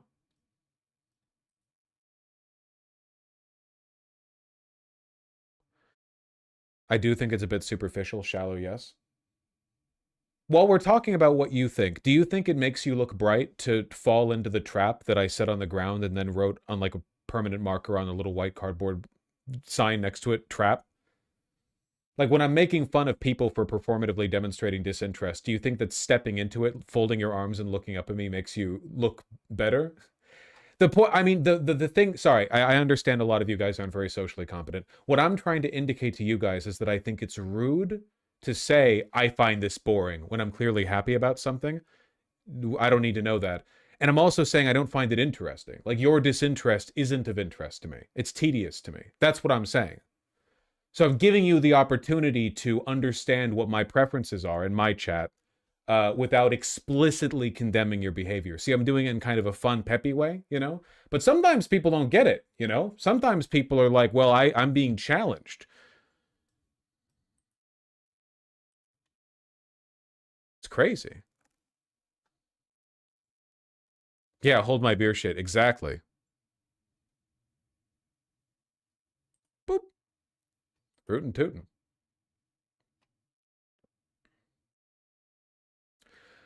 I just imagine those people are total vibe killers in social settings. I assume that they would have the social awareness necessary to not, like in a social setting with multiple people talking in person, be like, well, I don't find that topic interesting. That's beneath me. I'm assuming they don't do that. Though I do think that the anonymity and the abstraction of internet communication does often make people more rude in person too. It's like the autism thing, you know what I mean? Where you get used to interacting with people online and then you say inappropriate stuff in person because you kind of forgot you can't just say that to people. You know what I mean?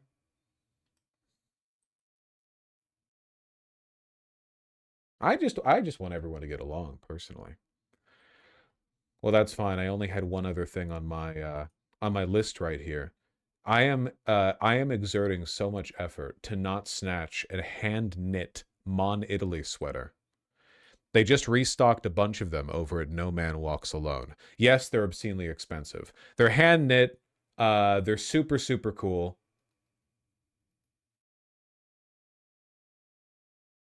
What flag is it? It's the American flag. You're going to have somebody hand knit 50 stars. It's a cutesy little American flag sweater. Isn't that so cute?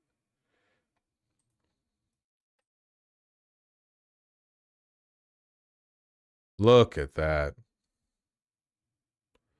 Any in non-white colors? Yeah, they've got a few really really nice ones. They've got this brown cable knit one, turtleneck. They've got this. Oh, look at that. Oh, look at that. Why is everything so absurdly expensive? Because these were hand knit by artisans who've spent decades learning how to hand knit. A person sat over this for dozens and dozens and dozens of hours crafting it. It takes a really long time.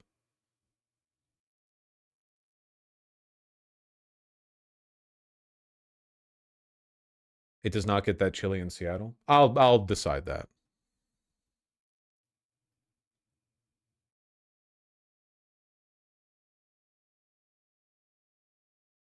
God, that's beautiful. Look at the braiding on the zipper.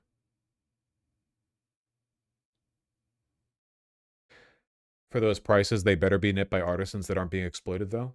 It's Ma in Italy. I guess I shouldn't say that like you know. Yeah, they make very small batches. Yes, they're made proper.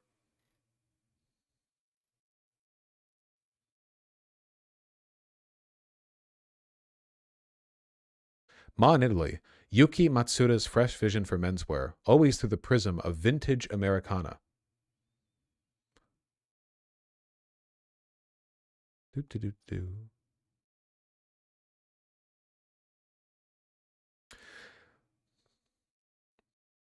Whatever you want, Wendigo. Yeah, sorry, love. I know I'm not easy to shop for. He looks so fucking cool. Yeah, he looks pretty rootin' tootin'.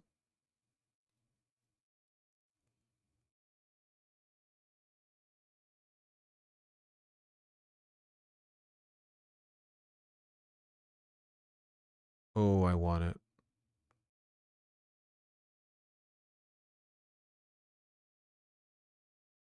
I think I like this one more than the flag one. It is very pretty to look at. They have these nice Fair Isle crew necks here. Another fisherman crew neck. Yeah, I'm mostly just in it for their sweaters. Ooh, that blue one, please.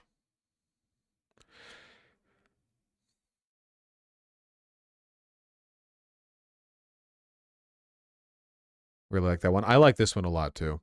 I mean, this is also like the classic holiday sweater, right? The Fair Isle knit. I believe these are knit in Mexico, which makes sense because of the brand. Let me see.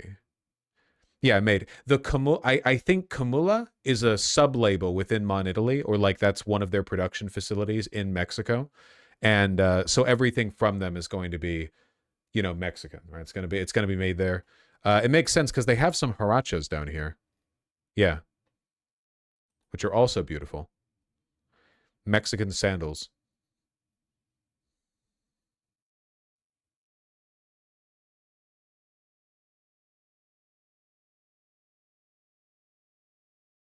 It's named for a town in Mexico. Nice. I wonder if that's where they're made. It might just be where their production facility is. Municipality and township. Do.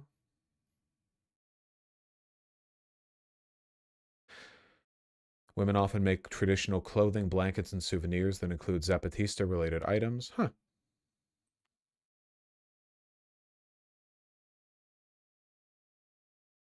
Are these menswear only? Well, this is No Man Walks Alone, so most of this stuff is going to be menswear. But technically, you know, all shoes are unisex if you're the right size.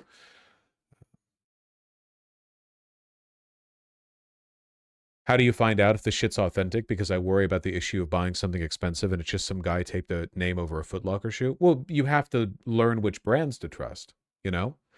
Find trustworthy distributors. Like No Man Walks Alone. They're based out of New York, you know? Blue and Green Soho, Canoe Club, Blue Owl, Self Edge. There are, you know, places that distribute high quality clothing, or you can learn about the brands themselves. Yeah, you don't want to buy it off of Facebook, you know, pop-up ad or some shop you don't know anything about or whatever. No, these are very good. No Man Walks Alone has a lot of great stuff. All very pricey, of course, but you know.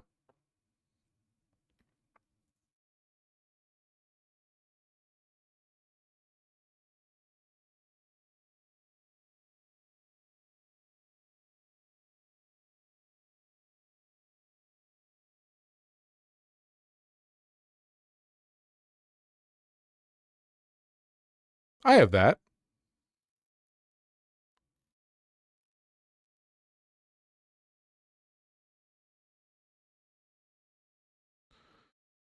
See, my thought has always been, if you're going to wear a sweater, it should be a big chunky thing, you know, it should be nice and heavy and durable. Not like some, you know, not like some slim fit, you know, sleek, super smooth thing that snags once and then doesn't look good ever again.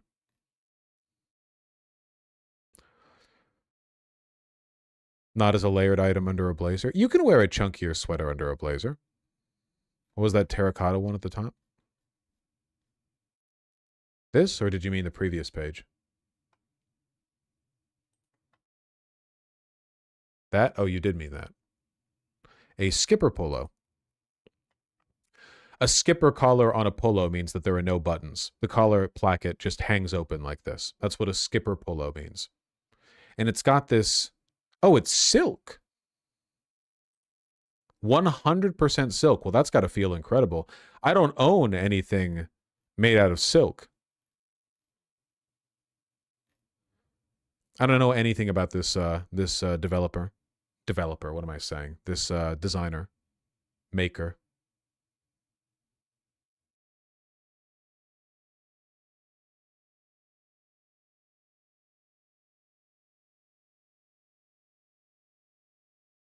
There's probably good stuff locally, Yaki, but I wouldn't know. I don't know what the local scene looks like.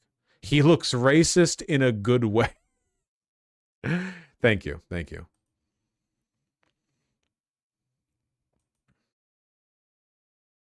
Big fan of Captain Sunshine. But it looks like they're out of stuff. They sold out, which makes sense. Do they have Capital here? No, they don't. Jameson's Portuguese flannel makes a bunch of shirts. Wythe, we all love Wythe. We're big Wythe posters here. G. Ingles is supposed to be one of the capital the shirt makers, which is why everything's so expensive. They have this gorgeous, I don't know if they still have it. Yes. These Western shirts with gold buttons. I think they had it in white as well. Oh no, they sold out in the white one.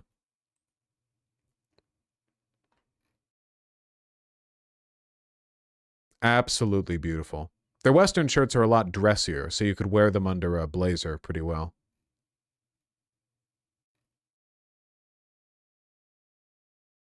Hey guys, I'm Ludwin. And I'm Ken Sean. And we are presenting to you our second installment from G. Ingles for this season. For the uninitiated, G. Ingles is a shirt maker out of Puglia. They are what I believe is the premier shirt maker in their space. You know, they're doing really special things with shirts that brain. One nice, dark, moody check. I feel like it's not something you usually see us pick from G. Ingles. It's just weaves and pop over polo and put it on. I really like that. Dude, look at how good he looks. Look at how good that shit fits. Light green stripe. Again, something that works well on its own, but you could wear that with a nice, I don't know, a gray sport coat and a tie. I think it's looking really good. Gray sport coat with that is mwah. The next up we've got is something that we introduced last G. Ingles drop, but if you just with the retro stripe. I've been digging retro stripes as well. Ludwin put me onto the retro stripe wave himself. He is the retro stripe god, I would say, with the G. And yeah, this nice point collar. It looks great. I don't really wear ties, at all. But I imagine the tie would look incredible in this with a nice sport coat as well. I'm wearing a size 41.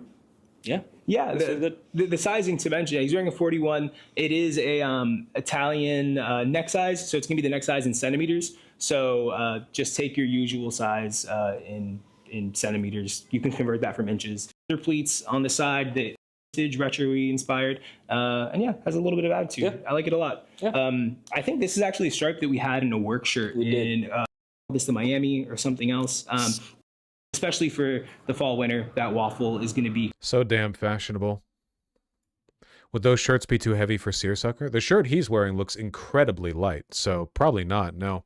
All right, sorry. I'm just looking. I'm just looking because I've been kept away from. I'm catching up. It's been 2.5, 3 weeks since I've been able to just relax here. I'll read donos. Can we please pull up Wythe's new lookbook? Oh, shit. Does Wythe have a new lookbook out?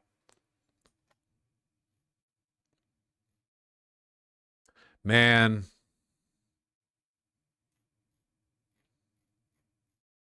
Though that Wythe has phenomenal polo coats, you know? Just throw that shit on.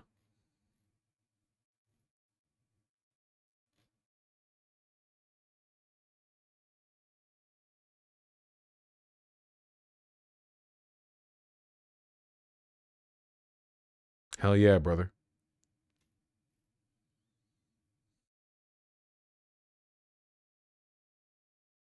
The tasteful thickness of it. She's always saying this. Okay, let me read some donos, you know? I got to catch up with the super chats as well. Olympians, thank you for the $5. Sorry for the temporary lack of politics. Penultimate, thank you for the tier 3 sub. I'm glad you've been enjoying the Well, There's Your Problem podcast. It's been a while since I've listened to them, but I've gotten so many hours of enjoyment and info out of their podcast, you know? I hope you're enjoying it as well. Radio Jack and Waffles, thank you for the $5 both. Really appreciate that. You take a look at BGL's ping, DNC Youth Council. Yeah, I need to catch up before I do any PV stuff, Radio Jack. I'm on personal time right now, you know? Ike Squared, thanks the tier 1 sub. Good Faith Goblin, thank you likewise. Dick Thulu, thank you likewise. Toretto Jerome, thank you for the $20. Finished watching Zootopia 2. Pretty good movie overall, but still has the pro-cop message of them being vigilante and standing up to a corrupt system type shit. Well, guess I couldn't have expected much more given the premise.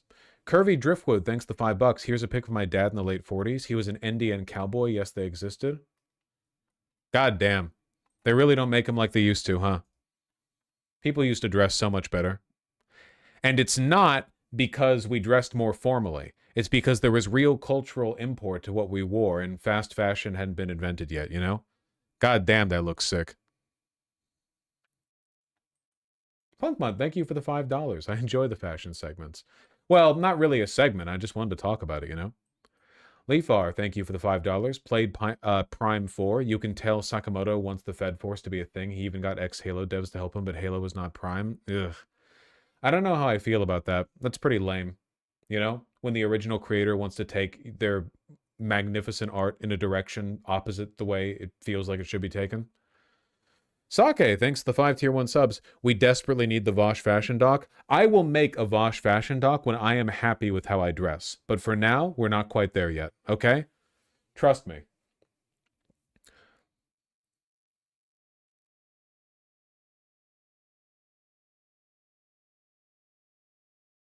Adjusted for inflation, 150 years ago, jeans were massively expensive as compared to today. It varies a little bit, you know? On average, people spent more of their income on clothing back then, yes, you know? At the same time, sometimes for individual items, things were much less expensive than you would expect, you know? People were getting jeans for $2, you know? Higher quality shit than anyone gets today.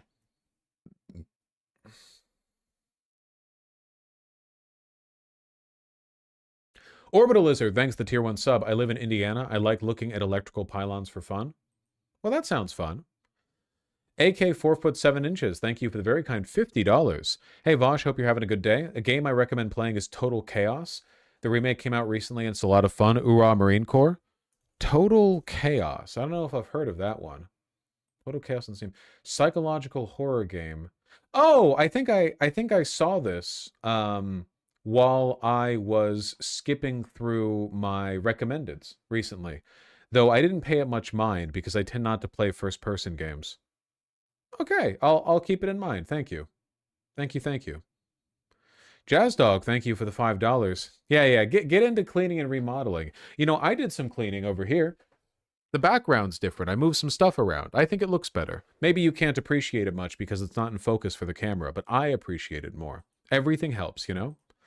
Olympians, thank you for the $5. The reason why I was sending links is because of COSA. The Kids Online Safety Act is hitting the floor of Congress. Look, we need to talk about that. We need to talk about the fucking ACA subsidies. I didn't even talk about the fucking ACA subsidies.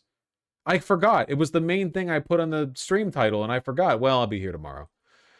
It's not your healthcare is, you know, it's not like your healthcare is gonna not be getting more expensive anytime soon, so it'll still be salient tomorrow. It'll still be relevant. That was my Alan.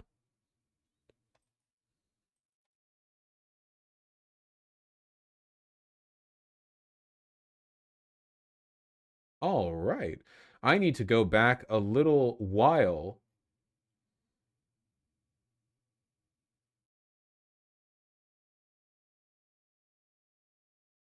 Here we go. Not just from tomorrow. Dylan Saloy, thank you for the $5. Say Anara HG in Wales, thank you for the $2 and Great British Pounds both. Still Alive and Ghost of Avalon, thank you for the two $10 donos. Really appreciate that. John, Scarlet Sins, Segaspacho, Quinico, and Blade Valant 546, thank you for the $5 all. I really appreciate that. That's very kind of you. Jake Corbett, thank you for the $20. G-Man, thank you for the 80 Swedish kroner all in a row.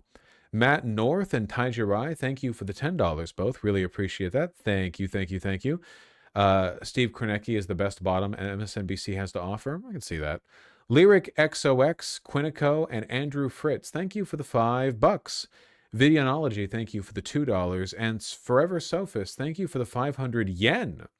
I think it's time to bring back the senseless debate arc. No! Carlos Gonzalez and Asikar Tijan, thank you for the $10 both. I really appreciate that. My hometown in Mexico is controlled by the cartel and most people are poor as shit and we still have better community and social skills. Anti-sociality is a very American thing. Don't worry, we're bringing it to you too. Soon you'll all comply. Yeesh.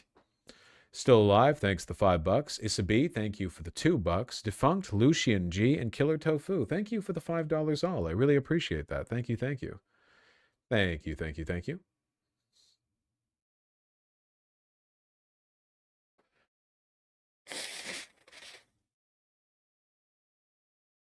Evelyn Drillette, thank you for the $10. Congratulations on getting your orchiectomy. That's a pretty big surgery.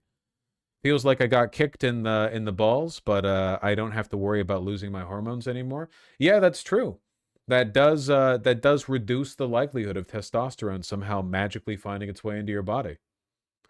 Velvet, thank you for the $5. Kalupo, thank you for the 2.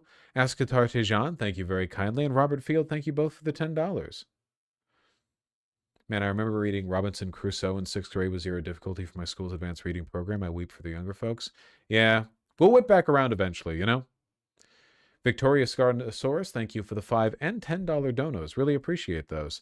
And SamFan155, thank you for the €20. People often say mistakes make you stronger. Is that true in terms of U.S. politics? No, unfortunately, in real life, I think oftentimes that which does not kill you actually just makes your tummy hurt a lot, and then you feel too bad to work on that self-improvement project that you've been thinking about for a while, and then 20 years pass by and you're fat.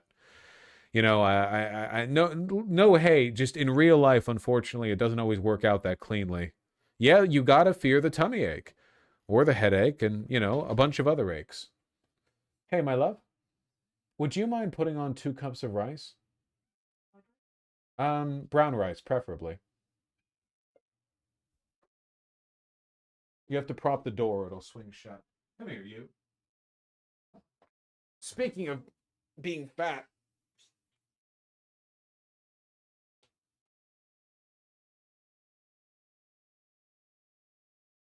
why are you purring? Why are you purring? Why are you purring?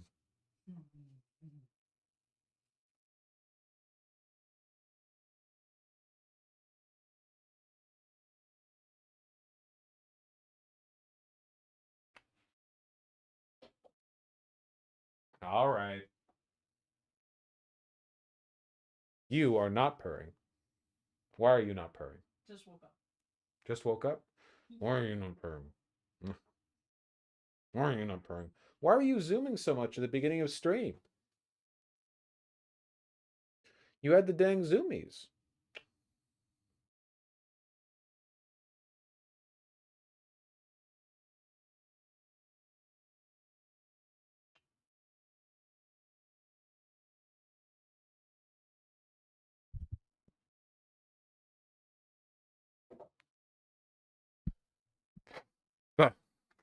Gotta brush her. I got cat hair in my mouth.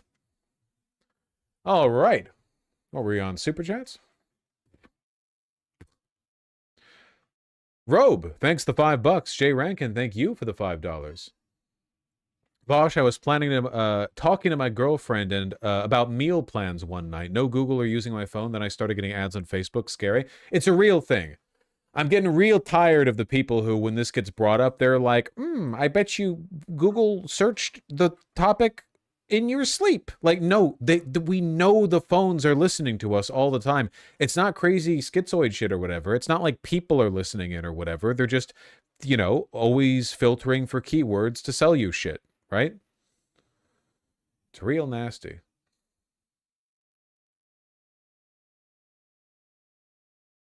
Yet. Lowen, thank you for the incredibly kind 10 Australian. Yeah, no, I looked a little more into its practical application, and I'm not really a big fan of the Australian social media ban for under 16s law. I don't think it's very good, like how they're doing it. I just support the sentiment that we need a Butlerian jihad. But Australia has a bad track record of nanny state bullshit, you know? Yeah. Mark Lester and still alive, thank you for the $2 both. High Shelf, thank you for the $5. I just want to say you wouldn't survive a 9 to 5. Well, I did work a 9 to 5 for a time before streaming, but at this point, probably not. No. If you live stream for long enough, you're developing patterns, tendencies. You're getting acclimated in ways that would not work to your favor if you were, you know, out there back on the 9 to 5 circuit.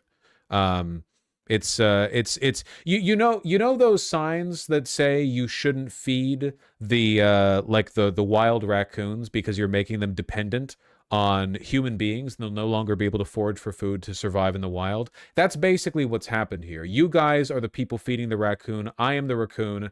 I have been bloated and made dependent on your generosity, and at this point, if you release me back out into the wild, it would kill me, but it's not my fault, is the most important thing to understand.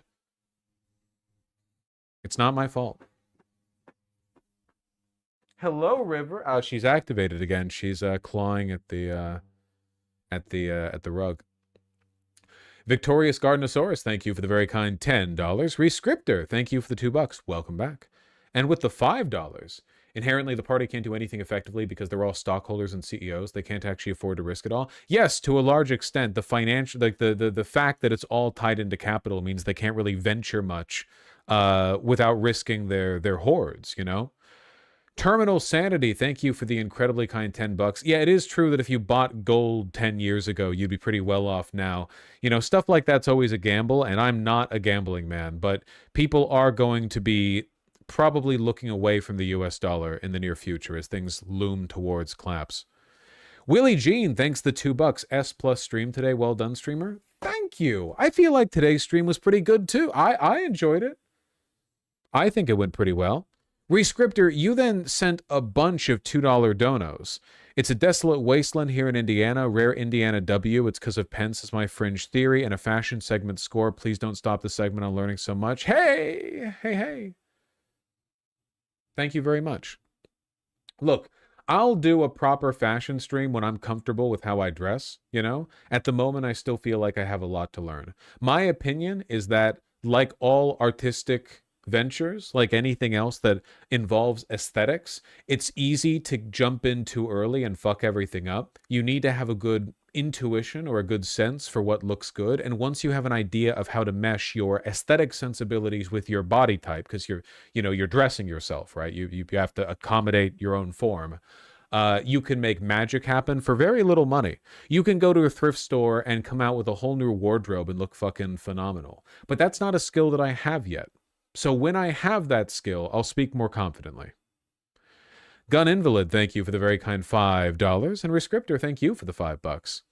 Mornaka, thank you for the $5. I've been looking at Norwegian Lusekoft sweaters ever since that Iron Snail video, but I'm a big lad and EU sizes aren't ready for the American body. Yeah, no kidding. The Mon Italy sweaters in XL are like 44-inch chest circumference. Which, like, normally a sweater comes out a couple inches more than your chest. My chest is 44. So it's, Keep in mind, though, that, you know, knitwear does stretch when you wear it. Like, a sweater that's too tight can be reshaped, especially when it's wool, right? You can literally give it a wash and then stretch it out on a pin board and reshape it to whatever size you want, basically.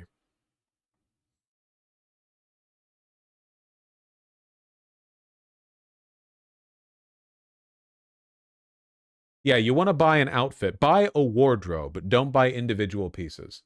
You don't want to buy an outfit. You want to buy a wardrobe. You want to buy stuff that's modular and that works with itself. And also learn what you care for. I think turtlenecks look really nice, but unfortunately, I can't stand pressure on my neck. So I don't wear scarves, and I don't really like wearing tight crew necks either.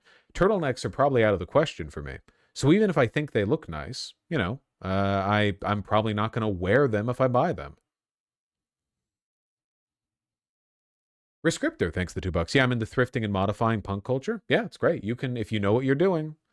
Hey, Mesta, thank you for the $2 and for hopping in and joining the chunky sweater train. Have I showed you guys the nice chunky sweaters that I got? I don't think I've actually worn those on stream because it's warm enough in this room. You know, I don't need to wear a big wool sweater.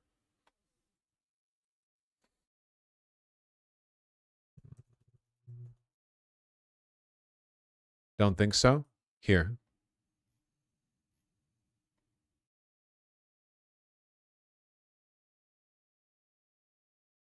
I don't know if I'd be able to find pictures of it.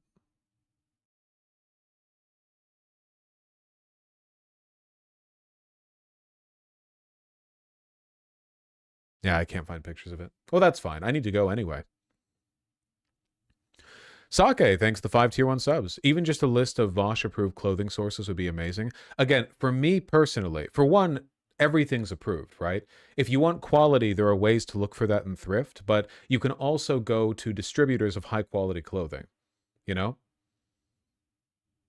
Can't you just show the actual garments since you own them? Yeah, but I want to show them on somebody. Blue and green Soho... You know, No Man Walks Alone. There are Japanese ones like Hinoka. Stuff like that. Shaky09, happy to hear you were touching grass. Thank you for the $5. And Sanya, thank you for the $5. Really appreciate that. Good day. Loved your segment the other day on how Sydney sucks and Melb's better. I'd love to know what you think of the planned city Canberra, our DC. I have never been. I've been to Melbourne and Sydney, but I have not been to Canberra. I could take a look at it on Google Maps sometime.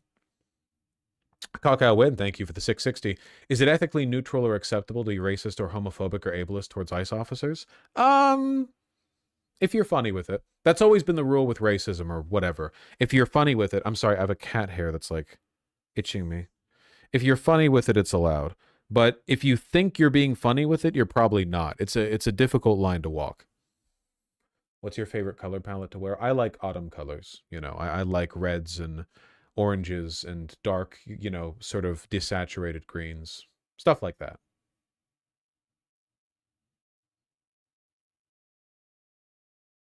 I look good in blue. I like my pumpkin spice. I do love pumpkin spice. Sake, thank you for the 5 tier 1 subs. Thank you. I now have so much Voshite brain rot that when I saw that professor segment from yesterday, I thought it was the agua está mojada, water is wet debate. I don't even remember that one. The water is wet. I don't even remember that one. I don't remember my fucking debates, man. Did I debate somebody on whether water is wet? Fucking what is a sandwich ass debate? Reddit shit. Oh, man. Oh. All right, folks. You know where I'll be tomorrow? Right here. Now that I feel good again. Maybe pretty soon we'll be able to pick up Expedition 33 once more. Where do you get the best sweaters? I'm telling you, man. It's about finding good distributors. Look, I wish I could show them well on stream because they're really dark, so the color wouldn't show that well. But I think Howland makes great sweaters. Indian Ash makes great sweaters. For me personally, I like chunky sweaters. I like sweaters that are heavy, that are durable. I don't like sweaters where if you like brushed against a dirty brick wall, it would like ruin it and scuff it or whatever. You know, I like shit that looks a little more durable than that. Here. This is one of the ones that I got. It's really nice. It's a 50-50 blend of alpaca wool and cotton. and the one is dyed like indigo and the other is dyed a lighter indigo. I think I might have gotten it in too large of a size, though, unfortunately. I guess I could always shrink it. It is a sweater. Nice, Kowalski. All right, that being said, I do have to go. I love you all very much. Take care. You'll see me tomorrow. And, yeah, stay safe out there. Bye.